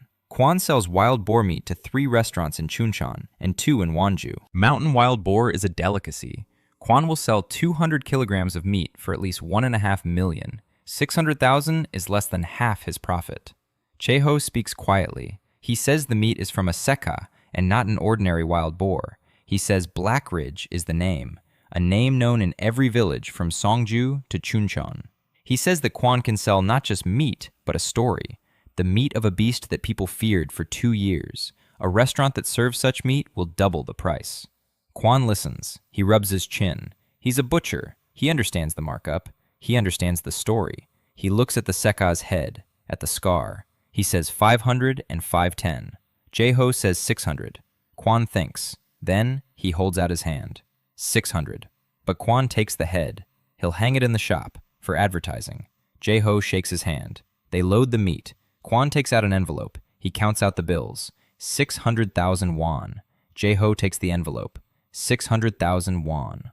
In 1987, in a mountain village, that's a fortune. With this money, he can get through the winter, pay off his debt, buy coal, buy medicine, buy a school uniform for Yoon-hee. The envelope is heavy, not because of the paper, but because of the weight of what those pieces of paper represent. Kwon gets into the truck. Before driving off, he turns around. He says that if Jae-ho catches another animal, he should send the boy over. Kwon will buy it. Always. The truck drives away. Jae-ho stands in the yard with the envelope in his hand. Park stands by the fence, silently, smoking. He saw everything. Jae-ho approaches. He takes 30,000 won out of the envelope. He holds it out to Park. For the gunpowder, for the lead, for the knife. Park looks at the money. He doesn't take it. He says he doesn't need it. Jae-ho places the money on the fence. He says he needs it. He walks away. Park stands there. He looks at the money. He takes it. He hides it in his pocket. He nods at Jae-ho's back. No one sees him. Jae-ho walks toward Hae-yeon. His sister is in the yard, chopping firewood. When she sees her brother, she stops chopping. She stands there with the axe in her hand, her face tense. She's already heard. The whole village has already heard. Jae-ho takes 50,000 won out of the envelope. He holds it out. He says it's her money, not the family's, hers. For everything she's done, for the grain, for the fish, for their father's sweater, for the 20 years she spent supporting him instead of living her own life. Hae-yeon looks at the money. She doesn't take it. Her jaw is clenched. Her eyes are shining. She says she won't take it, that it's his money, that he needs it more. Jae-ho places the money on a log used for splitting firewood. He says she needs it more, because for 20 years she hasn't bought anything for herself. Not a single thing for herself. Everything was for him, for Song-mi, for the children, for everyone but herself. He says that's enough. Hae-yeon stands there, an axe in her hand. Her chin trembles. She turns and goes back into the house. Jae-ho hears her drop something through the wall. Then silence. Then a sound. Quiet. Brief. She's crying. Jae-ho leaves. Son-mi cooked her first real broth in 6 months, made from sakach ribs. Yoon-hee walked up to her father and said 2 words. Dad, eat. Son-mi rested her head on his shoulder for 3 seconds. Butcher Kwon bought the carcass for 600,000 won. Jae-ho gave 30,000 to Park for supplies and 50,000 to Hae-yeon for everything she'd done for the family. The 10th day. Jae-ho is walking to Chungcheon. On foot. 30 kilometers. A ride picks him up halfway. The driver of an old van is hauling sacks of coal. Jae-ho climbs into the back of the van between the sacks. It's bumpy. The road is in rough shape, gravel and mud. But it's faster than walking. By noon, he's in town. Chungcheon in 1987 isn't Seoul, but after Songju, it's another world. Asphalt, stores, people in clean clothes, buses, signs, the smell of fried noodles from street stalls. Jae-ho walks down the main street, an envelope in his pocket. 520,000 won, minus 30 for Park, minus 50 for Hyun. He's heading to the bank. Hantech Bank, a small building on the corner, gray, 2 stories, a sign with gold lettering. Inside, it smells of paper and old wood. The woman behind the counter looks up. She looks at Jae-ho. Dirty boots, an old jacket, a weather-beaten face, a country bumpkin. She doesn't smile. Jae-ho gives his name. His name is Chae-ho, Songju Village, loan number such and such. The woman finds the papers. 320,000 won, plus late fees. Total, 368,000. Jae-ho takes out an envelope. He counts it out. 368,000 won. He places it on the counter. He says he wants to pay off the entire balance and get a document confirming the payment, certified with a stamp. The woman looks at the money, then at Jae-ho. She counts it again. Everything is correct. She processes the paperwork, the seal, signature, paper.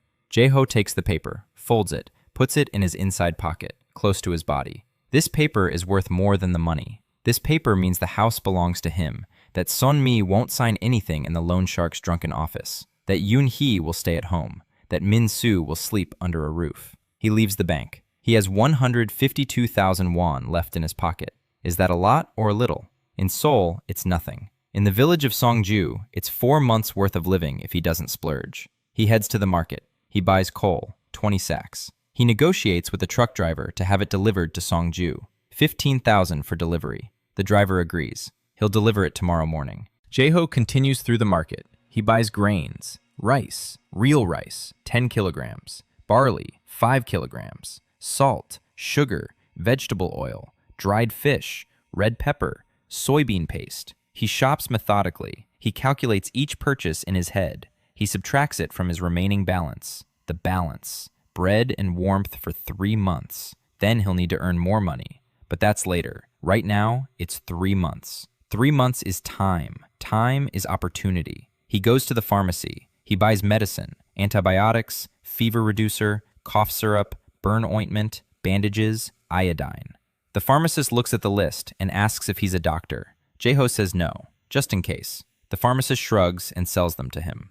In 1987, antibiotics are sold over the counter. In 20 years, they won't be anymore. Jae-ho knows this. He stocks up. Min-soo will get sick in 26 days, if he gets sick. Maybe he won't get sick in this lifetime. The house will be warm. There will be food. The child will be well-fed. Well-fed children get sick less often. But Jae-ho won't rely on maybe. He buys the medicine and puts it in a bag. Then he goes to a clothing store, a small shop on a side street. In the window, a school uniform, a dark blue skirt and a white blouse, black shoes. Jae-ho stands by the window and looks. In her past life, Yoon-hee never wore a school uniform. She didn't go to school. They took her to the city on the 15th day. She worked. First at a factory. Then he stopped knowing where she was. Then she ceased to exist for him. He had ceased to exist for her even earlier.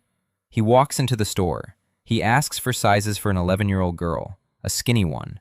The saleswoman shows him some options. Jae-ho picks out a uniform, a skirt, a blouse, socks. He doesn't buy shoes. They're too expensive.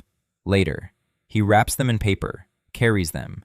Then he stops, turns back, buys one more thing, a notebook, a thick one, lined, and a pencil, a real one, wooden, with a lead, not a charcoal stub wrapped in a rag, a real pencil. He puts the notebook and pencil on top of the uniform in the bundle. He walks on. Next stop, Cho Byung-chol's loan shark office. The office is on the second floor of a stone building near the market. The staircase is narrow. The walls are whitewashed. It smells of ink and tea. Jae-ho climbs the stairs. He knocks. A voice comes from behind the door. "Come in." He enters. The office is small. A desk, 2 chairs, a safe in the corner. Cho Byung-chol is sitting at the desk. He's about 50, clean-shaven, wearing a tie and a jacket. Tea in a porcelain cup on the desk. His hands are folded. He wears thin-framed glasses. His face is calm and polite. This is the face of the man who took Jae-ho's house away from him in his previous life, who slipped the documents to the drunk man, who smiled while Sun-mi cried in his reception room. Cho looks up. He recognizes him. He isn't surprised. The accountant has already reported it. Cho says he's glad to see him. He offers him tea. Jae-ho doesn't sit down. He pulls a receipt out of his pocket. That very one, the receipt for the house, the one he signed while drunk in his past life. In this life, he hasn't signed it yet, but the receipt exists. Cho had drawn it up in advance, just in case. It states that in the event of default on the debt to the bank, Jae-ho transfers his plot of land and house to Cho Byung-chol for use in lieu of a certain brokerage fee. Clever, legal, almost. In his past life, Jae-ho didn't read this document. He signed it and forgot about it. Then, he lost his house. Jae-ho places the document from the bank on the table. Debt repayment, in full. The bank seal, signature. Then he places the receipt on the table. He says there's no longer any debt. That means the receipt is invalid. He says he wants Cho to burn it in front of him.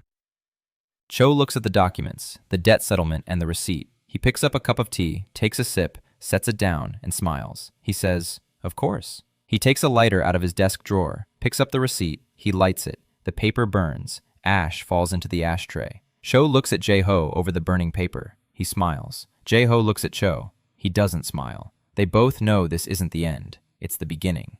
Cho has lost Jae-ho's house. Cho doesn't like to lose. The receipt burns out. Cho shakes off the ashes. He says he's glad things have worked out for Jae-ho. He says that if Jae-ho ever needs help, Cho is always ready. His voice is soft. His eyes are empty. Jae-ho turns and walks away. He goes down the stairs. He steps out onto the street. He stands there. He breathes. The air smells of fried noodles and exhaust fumes. He has just looked into the eyes of the man who destroyed his family in a past life, and he has burned the paper that gave that man the right to his home. The war is just beginning. He knows it. Cho knows it. But today, Jae-ho won the first battle. He returns to Songju by evening. On the same ride, in the back of the truck, among the sacks, bundles in his hands, grains, medicine, a school uniform, a notebook, a pencil. He enters the house, sets down the sacks. Songmi looks at the grains, at the rice, at the oil, at the salt. She stands there, then she sits down, then she stands up. She doesn't know what to do. There hasn't been this much food in this house since last spring. Jae-ho takes out a document from the bank. He hands it to Songmi. She takes it. She reads it, slowly. She can read. She was first in math at school. She reads and looks up at him. There's no debt. The house is theirs. She presses the paper to her chest. She closes her eyes. Jae-ho takes out a bundle containing a uniform. He places it on the table in front of Yoon-hee. Yoon-hee looks at it. She unwraps the paper. A blue skirt, a white blouse, socks, a notebook, a pencil. A real pencil. She takes the pencil, holds it, twirls it between her fingers, draws a line on the paper. Black, thin, even. Not charcoal on a rag, a real pencil lead. She lifts her head. She looks at her father. Her lips tremble. She isn't crying. She's forgotten how to cry in this house. But her lips tremble, and she nods. Just once, like back then, when he asked her to wait 11 days. 11 days have passed. He kept his word. Jae-ho paid off the debt to the bank and burned the loan shark Cho's receipt right in front of him in his office. He bought a 3-month supply of food and medicine from Min-soo. He brought Yoon-hee a school uniform and a real pencil with a notebook. Sonmi received the debt settlement document. The 11 days that Jae-ho had asked of his daughter had passed, and he had kept every word of his promise. The 12th day. The coal was delivered in the morning. 20 sacks. The truck driver helped unload them. Jae-ho paid as agreed, 15,000 won. The black, heavy sacks stood in the yard, forming a neat wall. Sonmi went out and stood nearby. She looked at the coal. 20 sacks meant warmth until March. It meant that Min-soo would sleep in a warm house. It meant that at night, she wouldn't have to wrap him in 3 blankets and pray that his fingers wouldn't turn blue by morning. Omni didn't say anything. She had long since gotten used to keeping quiet. But she stood next to the coal and touched the sacks with her palm, the way one touches something real, to make sure it wouldn't disappear. Around lunchtime, a man from the city arrived. Not from the bank, someone else. The very one. Jae-ho saw him on the road from a distance, a man in his 40s, a nice suit, a briefcase, city shoes, polished. He was walking through the village, smiling, a broad, professional smile, the smile of a man who'd come to buy something cheap. Jae-ho knew this man, not by name, by his face. In a past life, that face had stood at their gate on the 15th day, and Songmi had led Yoon-hee out by the hand, and Yoon-hee had walked in silence, and hadn't looked back, because there was nothing to look back at. The man approached the gate. He smiled. He asked where the owner of the house was. Jae-ho was standing by the shed. He'd carried 3 sacks of coal inside. His hands were black. His face was calm. He walked over to the gate. The man introduced himself. He gave a name that Jae-ho didn't remember and didn't bother to remember. He said he was from an agency, that he was looking for female workers, that the conditions were good, dormitory, meals, salary, that there was a spot at a textile factory for an 11-year-old girl. In 2 years, she could be transferred to an electronics factory. Clean work, good prospects. He spoke smoothly, confidently, like a man who'd said those words 100 times and knew they worked on the hungry and the desperate. Jeho listened. He didn't interrupt. He let him finish. Then he said one word. No. The man blinked. He hadn't expected that. Usually people haggle. Usually they hesitate. Usually the wife cries while the husband stays silent and then nods. That word no wasn't part of his script. He tried again. He said he understood that it was hard to let a child go, but for the family it was a relief. One less mouth to feed, plus a salary. They'd send some of it home, every month, consistently. Jeho repeated, no. The man fell silent. He looked at the house, at the bags of coal, at the carcass that had been hanging in the yard just yesterday. He hadn't expected to see coal and meat in the home of a family he'd been told was hopelessly destitute. Jeho saw him counting the bags with his eyes, assessing them, how he was adjusting his approach. The man smiled again. He said he might have gotten the address wrong. He said he was sorry for the inconvenience. He turned around and walked down the road. Jeho watched his back. The man reached the end of the street. He turned toward young Kim's house. Kim has a daughter, 9 years old, skinny, quiet. Jeho stood by the gate and watched. He could have followed that man. He could have told Kim. He could have warned him. But Kim wouldn't listen. Kim owes the bank 100,000 won, and he doesn't have a security guard in his yard. Kim has only his daughter and his debt. The arithmetic of hunger is simple and cruel. Jeho stood and watched as the man in nice boots walked into Kim's yard. Then he turned away. He went inside the house. Yoon-hee was sitting in the corner. She saw the man through the window. She heard the conversation. She sat quietly, holding a pencil in her hands. A new pencil, a real one. Jeho sat down beside her. He said that no one would come for her. Not today. Not tomorrow. Never. Yoon-hee was silent. Then she asked quietly, about Kim's daughter, about Soo-jin. They were the same age. They used to play together in the summer. Jeho didn't answer, not right away. He was thinking. He couldn't save everyone. He knew that. His knowledge of the future is deep but narrow. It's enough for his own family, for his own home, for his own shot. When it came to Kim, he had neither the money nor the right to interfere. But he told Yoon-hee that he would talk to Kim. She nodded. She looked at him. For the first time, she didn't look at him as someone she didn't trust, but as someone she was testing. That's the difference. Small, but important. That evening, Jeho went to see Kim. Kim was sitting on the porch. His face was ashen. His eyes were empty. The man from the city had already left. Papers lay on the table, unsigned. Not yet, anyway. Jeho sat down beside him, silently. He sat there for a while. Then he spoke, not about his daughter, but about work. He said he was putting together a hunting team. They'd be hunting wild boars under a license, selling the meat in Chuncheon to the butcher Kwan. He needed people, strong ones, reliable ones. Kim turned his head. He looked at him. Jeho said that a cooperative member's share was 15% of each carcass. With a good hunt, 200,000 won per season. That's more than Kim's debt Kim owed. Kim was silent. Then he asked why him. Jeho told the truth. Because Kim is strong. Because Kim doesn't drink. Because Kim knows how to work. And because Kim has a daughter who's better off growing up at home. Kim was silent for a long time. Then he said he'd think about it. Jeho stood up. He left. He didn't know if it would help. He didn't know whether he signed the papers or tear them up. He only knew that he had done what he could. The next day, Kim came to see him in the morning. He said one word.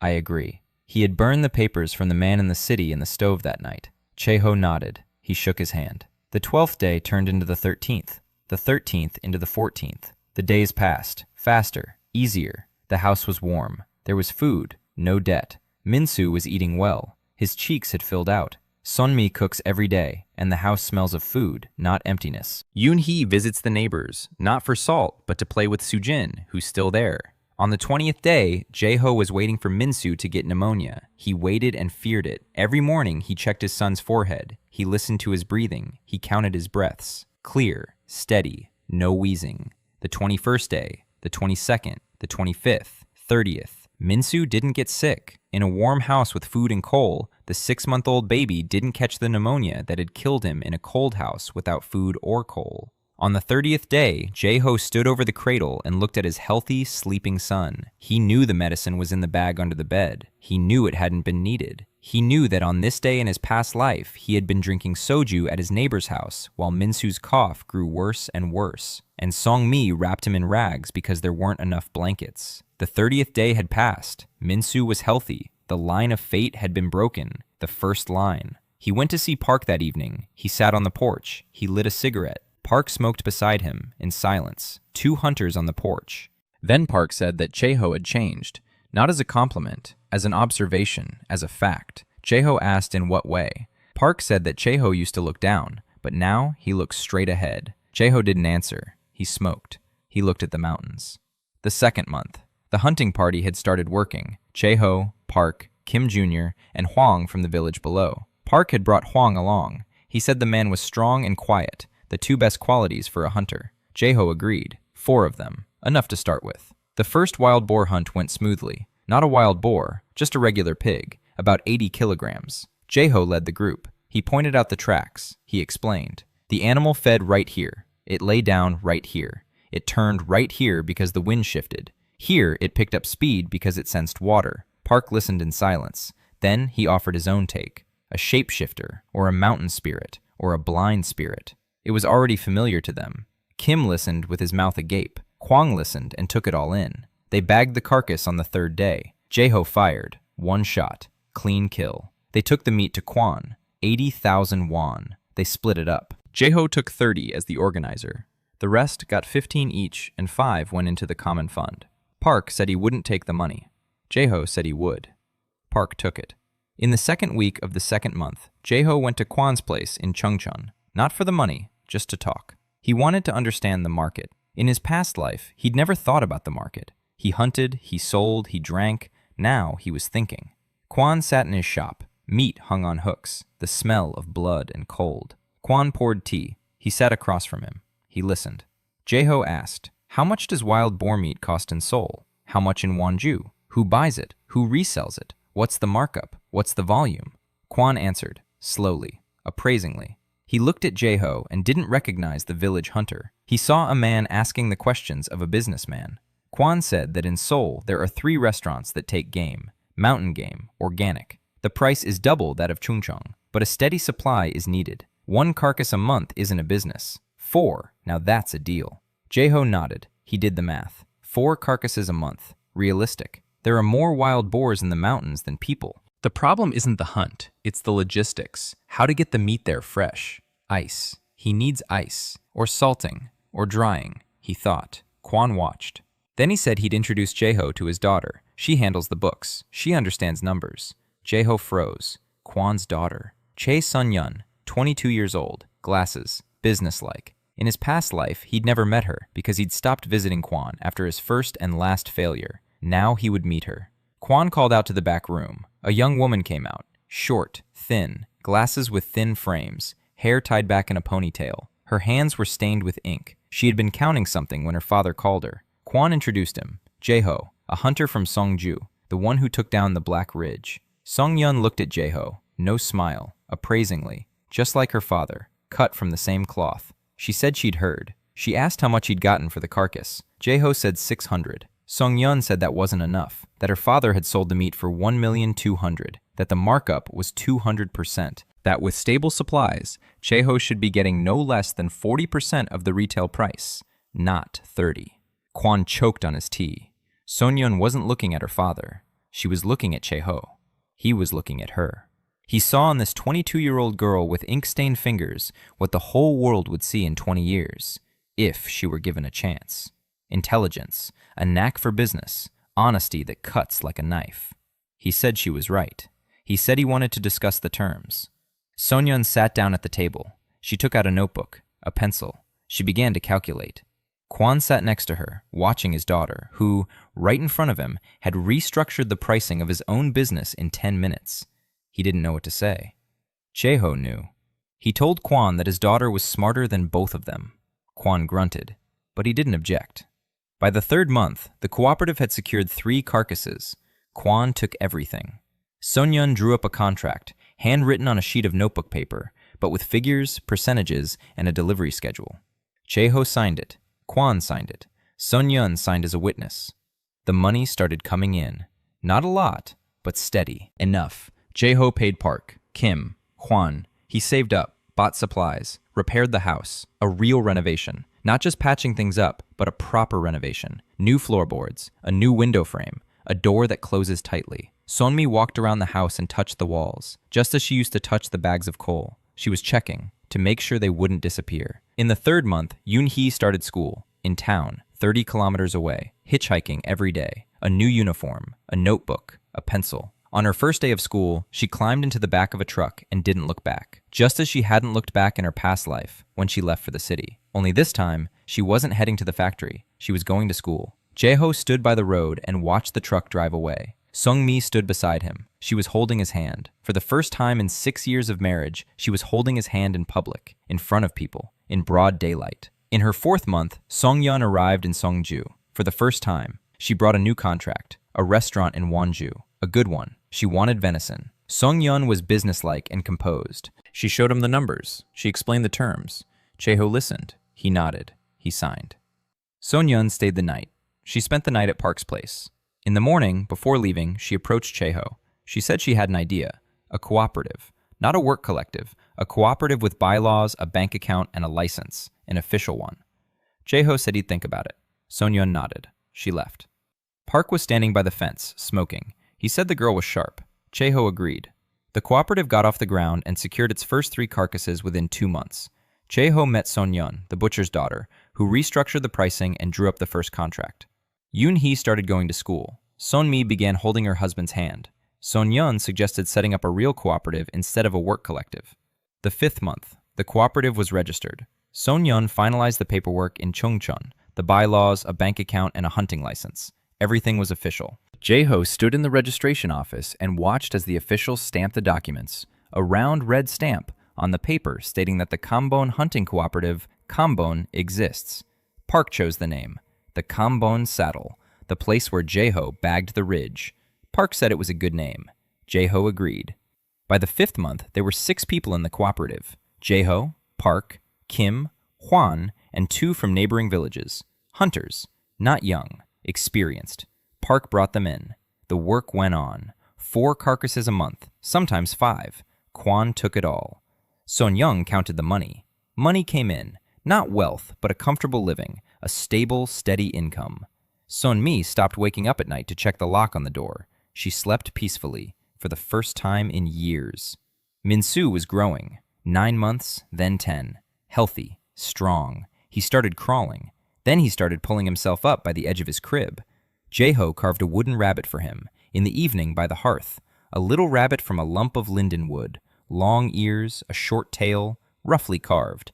But Min-soo grabbed the hair and wouldn't let go. He slept with it, ate with it, crawled with it. The hair turned black with dirt after a week.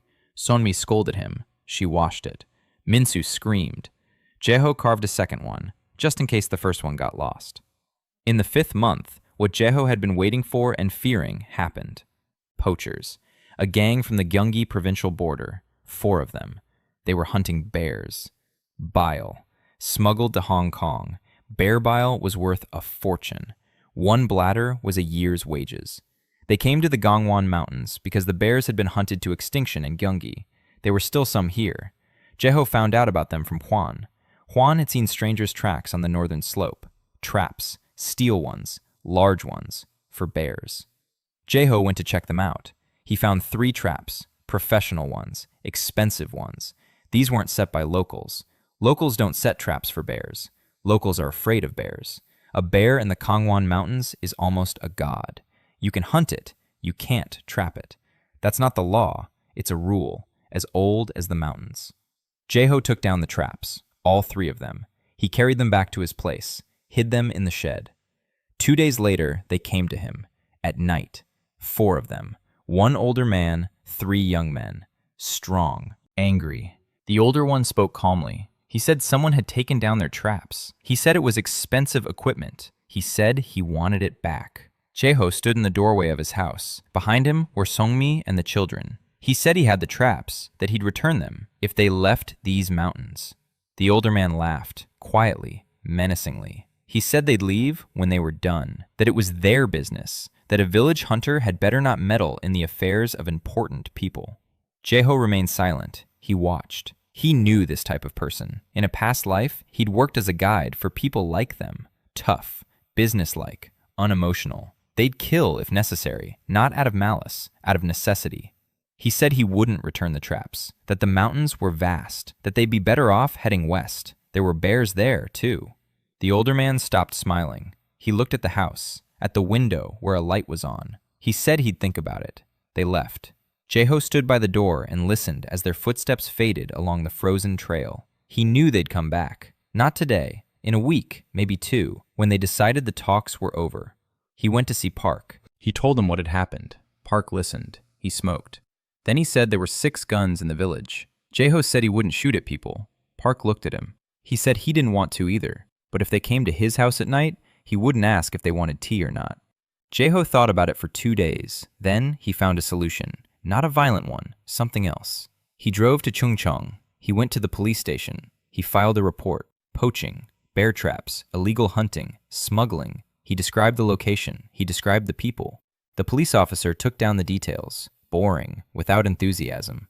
Jeho knew the police wouldn't come anytime soon. Maybe in a month, maybe never. But he had the paperwork. The report was filed, a case number, a date. Then he went to see Kwan. He asked for a favor. Kwan had an acquaintance at the forestry office. Jeho asked for the forester to come, officially, to conduct an inspection. Kwan made a call. The forester arrived 3 days later. He saw the traps. He wrote up a report. He found the poachers' tracks on the northern slope. He drew up a report. A week later, the poachers left, quietly, without a shot fired. They were tough, but not stupid. The police in the forestry department aren't some village hunter with a double-barreled shotgun. They're a system. You don't go to war against a system. Jeho returned the traps to the forester as physical evidence. Park stood nearby, smoking. Then he said that Jeho fights with his mind, not with a gun. He said that was the right way. Fools fight with guns. But there was something else in Park's voice. Respect. The deep, weighty respect of a man who had been shooting for 30 years and had only just realized there was another way. 6 months later, Jeho brought a wounded man to the district clinic, one of the poachers, a young man. He hadn't left with the others. He'd stayed behind, alone. He'd stepped into one of his own traps that they hadn't had time to remove. His leg. The steel had pierced all the way to the bone. Jeho found him in the forest after hearing his cries. He administered first aid, stopped the bleeding, applied a splint made of willow twigs. He pinched the femoral artery with his fingers. He held it for 20 minutes until the blood stopped gushing. The guy was in shock, pale, shaking. Jeho told him he would live. The guy looked at him and couldn't understand why the man who had stood on his doorstep 2 weeks earlier, making threats, was now saving his leg. Jeho drove him to the clinic. The clinic was open. It was Wednesday. The paramedic was sober. A woman was standing behind the counter, young, 26, a tired face, dark circles under her eyes. Her hands were quick and precise. She took the guy in. She examined his leg. She cleaned it. She stitched it up. She applied a proper splint.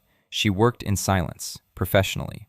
Jeho stood nearby and watched. Kang Do-hee, a paramedic. In his past life, he had never met her. Now he had. When she finished, he asked if the young man would be able to walk again.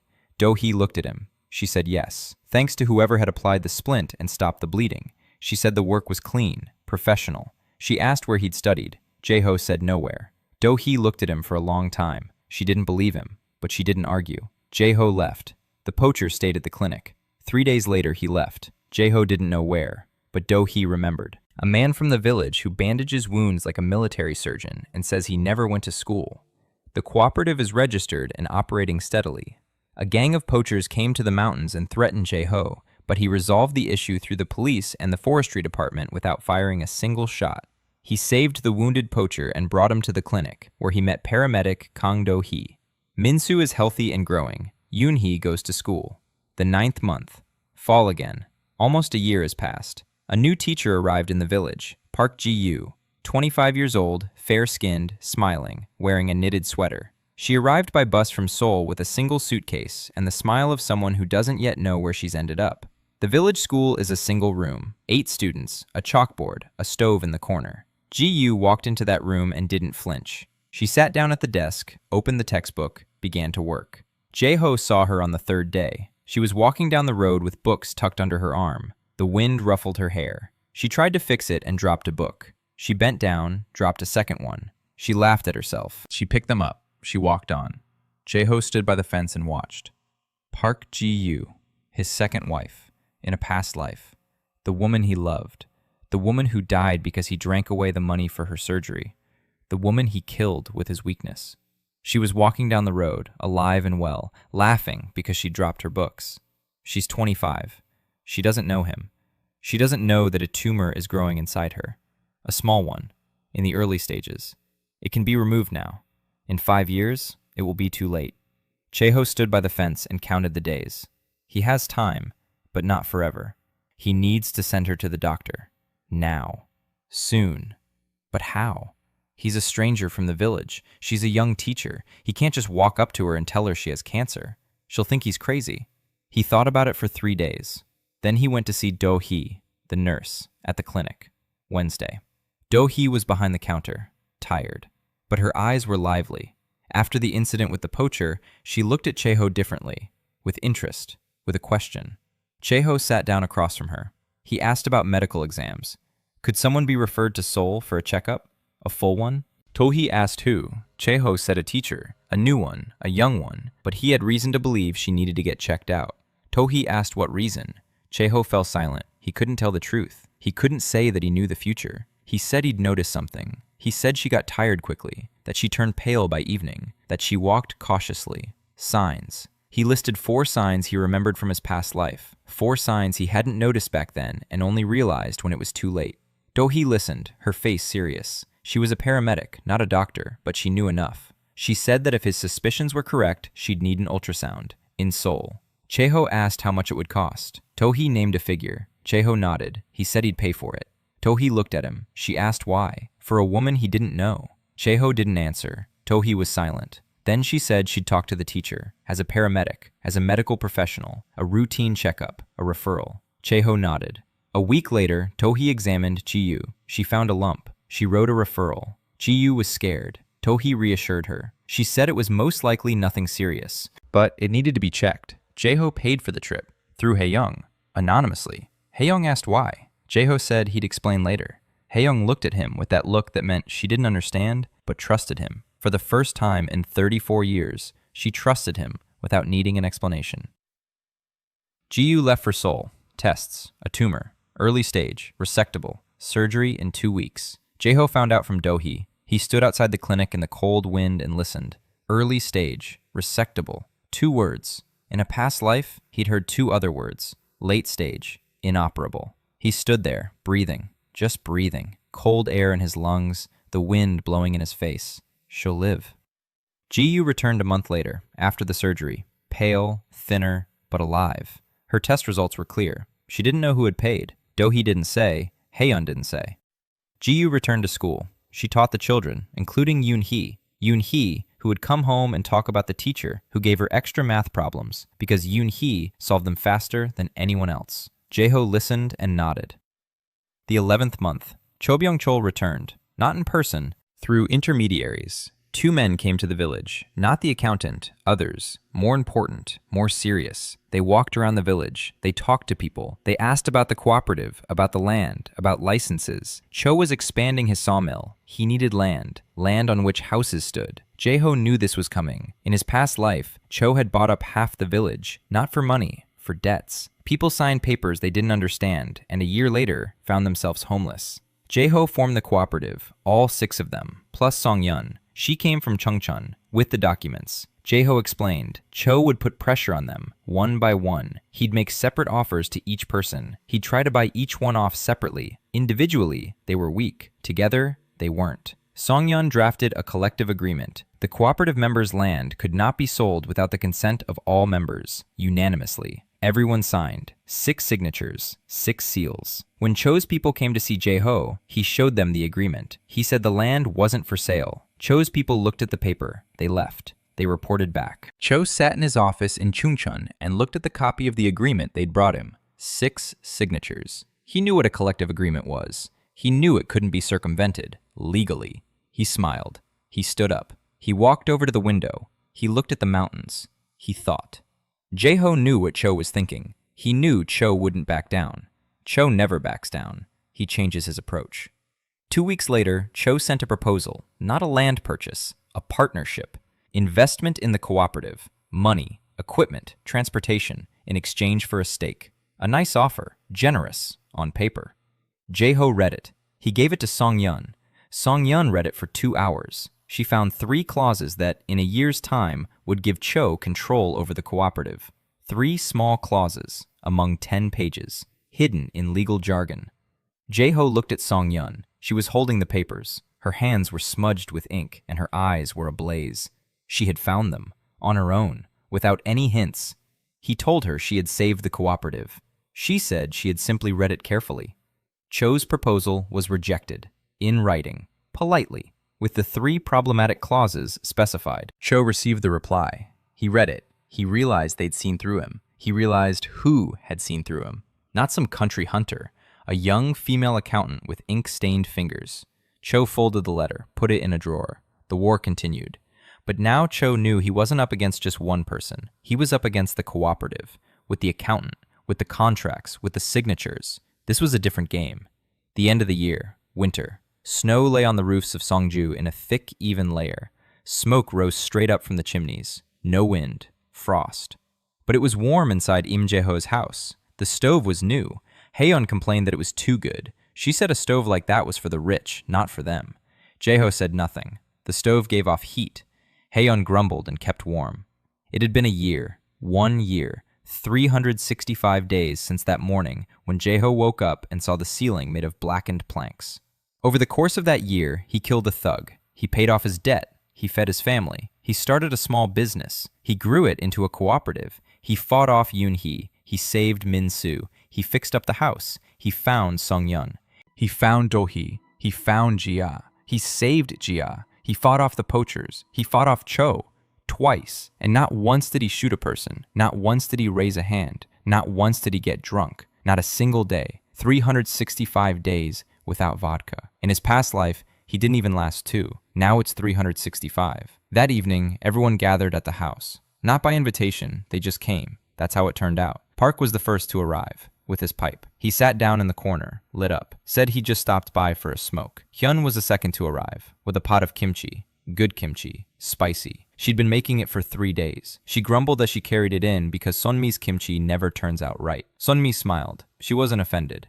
They'd learned. They'd learned over the course of a year. Kim Jr. came with his wife and daughter, Sujin. Sujin ran over to Yoon-hee. They sat in a corner and whispered. Yoon-hee laughed. She had learned to laugh again. Not right away, not all at once, bit by bit. First a smile, then a smirk, then a quiet laugh, then this one, full, open, the laugh of a child who believed that tomorrow would come. Hwan came in silently. He sat down next to Park, silently. 2 silent people side by side. They felt at ease. Sonyeon arrived from Chuncheon, wearing new glasses, carrying a folder. Inside the folder was a contract for the coming year. 4 restaurants, 2 in Chuncheon, 1 in Wonju, 1 in Seoul. Seoul. Meat from a mountain village on tables in Seoul. She placed the folder on the table and sat down. Jae-ho poured her some tea. She held the cup with both hands. Her hands were warm. There was more ink on her fingers than usual. She had been working all week. For him, for the cooperative, for herself. Because for the first time in her life, someone had taken her seriously as a business person. Do-hee arrived late. She smelled of rubbing alcohol and the cold. She wasn't smiling. She rarely smiled. But she had come. She sat down next to Song-yeon and they started talking, about something of their own. 2 young women in a room full of old hunters and children. They had found each other.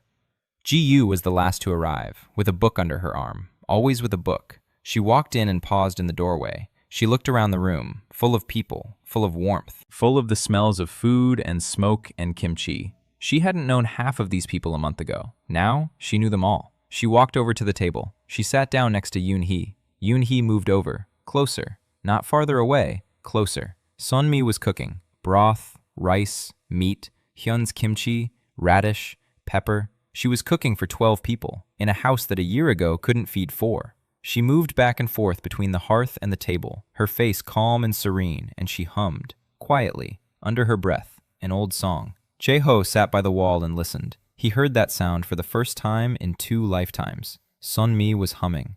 Min-soo sat on the floor next to his father. A year, not 6 months, a year. He sat alone, firmly, confidently, a wooden rabbit in his hands, black with dirt. The first rabbit.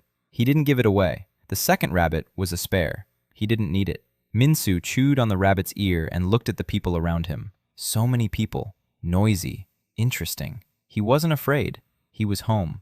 Yoon-hee approached her father, silently. She held out a little board. That very one. The birch one. The first one. There was no longer just one word written on the board. A whole sentence, in neat handwriting, with a real pencil. She had written, "Thank you, Dad." No comma. Jae-ho took the board. He looked at it. The letters were even. Neat. She tried her best. He placed the board next to him. Yoon-hee sat down beside him. She pressed her shoulder against his. A light touch. Warm. She didn't say anything. She'd already said it. Sunmi brought the food. She set it out. Everyone ate. It was noisy. It was cheerful. Park was telling a story about a bear he'd seen in '63. Hyun kept interrupting him, saying he was exaggerating. Park grumbled. Kim laughed. Hwan remained silent and ate. Sonyeon was arguing with Do-hee about the price of ginseng. Ji-yu read aloud from a book to Soo-jin and Yoon-hee. Min-soo dropped a rabbit into the bowl of broth. Sun-mi fished it out. She wiped it off. She put it back. Min-soo shoved the rabbit into his mouth. Everyone laughed. Jae-ho sat and watched. He watched everyone, each and every one of them. He watched Park, who had become like a father to him. At Hae-yeon, who had finally stopped holding back and started living. At Kim, who hadn't given up his daughter. At Sungyeon, who had found herself. At Do-hee, who had pulled her old textbooks out of the closet and started studying for the exam. At Jia, who was alive. At Yoon-hee, who was snuggling against his shoulder. At Min-soo, who was chewing on the rabbit. At Sung-mi, who was humming. He watched and had a single thought. For whom? Every shot, every pelt, every wad of bills. For whom? For them. For this room. For this evening. For this laughter. There was a knock at the door. Jae-ho stood up. Everyone fell silent. The knock was quiet, steady, not like a country knock. Country folk knock loudly, or they don't knock at all. This knock was different. Jae-ho walked to the door. He opened it.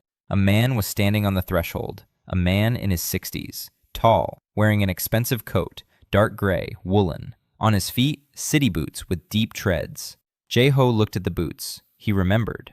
The footprint on the trail to the Kambon saddle. The 6th day. City boots. An expensive cigarette. The man who had stood at his position and looked out at the watering hole. It was him. Jae-ho looked up. The man's face was weathered. Wrinkles. Wind-beaten skin. A scar across his left eyebrow. An old scar. Long-standing. Dark eyes. Calm. Tired. The eyes of a man who had been walking for a long time.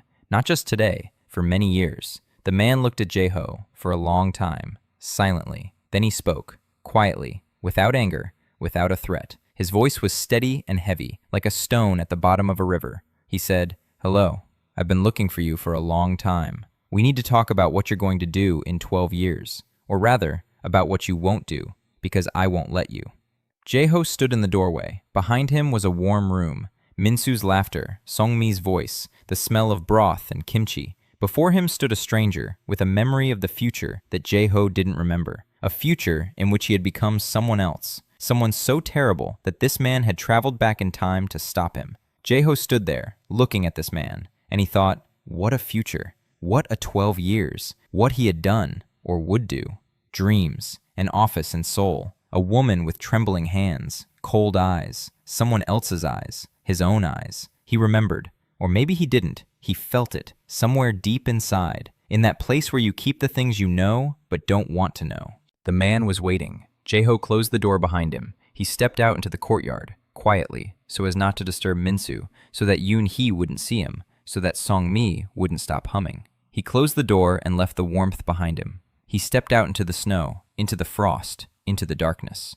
They stood facing each other, two people with memories of the future. One remembered the life of a drunkard who died on a bench. The other remembered something else, something the first one didn't know, or didn't want to know. The man said his name was So Jin-ho. He said that in one of the realities, Jae-ho had become the one who needed to be stopped. Not now, later, years later, when the money had grown vast, when power had become second nature, when he had forgotten who he was doing it for. Jae-ho listened. Snow was falling. Behind the door, Min-soo was laughing. Jae-ho asked one thing. He asked what he had done in that reality. So Jin-ho was silent. Then he said that Jae-ho had built an empire. He bought up land. He built factories. He became a powerful figure in the province. And he forgot. He forgot who he was doing it for. He forgot Song-mi. He forgot Yoon-hee. He forgot Min-soo. He forgot Hae-yeon. He forgot everyone, and when he forgot, he became the one they feared. They didn't respect him, they feared him, and the people around him paid for his forgetfulness, with their homes, with their children, with their lives. Jeho stood in the snow and listened to the story of the man he had become in a life he couldn't remember. The story of a man who began with the right shot and ended with the wrong look, who looked at a crying woman with cold eyes and felt nothing. Sojin-ho said he had returned to stop this, not to beat Jeho, to stop it, to remind him, so he wouldn't forget who it was for. Jeho remained silent. Snow fell on his shoulders, on Sojin-ho's coat, on the boots with deep treads that had left a mark on the Kanban saddle on the 6th day. Sojin-ho was there. He watched. He checked. He wanted to see for himself what kind of Jeho he was, one or the other. Jeho raised his head. He looked at the door behind which his family was. He looked at Sojin-ho, and he said he knew that every day he asked himself one question. For whom? Every shot, every pelt, every coin. For whom? He said that as long as he remembers that question, he won't become that man from the office. So Jinho looked at him for a long time. Then he nodded. He said he would watch, not as a threat, just watching. Because words are just words, and years are just years, and people change. Jeho said he'd stay, so Jinho asked where. Jeho said here, in this village, in this house, with these people, not in Seoul, not in the office, here. So Jinho was silent. Then he turned around. He walked down the road. The snow covered his tracks. Jeho stood and watched until the figure in the dark coat disappeared around the bend. Then he turned toward the door. He placed his palm on the doorknob. Cold, wooden. He'd carved it himself in October, from oak, sturdy. He opened the door. Warmth hit his face. The smell of broth. Hyun's voice. Sujin's laughter. Sonmi by the hearth. Yoonhee looked up at him. Minsu crawled toward him, holding a hair in his hand.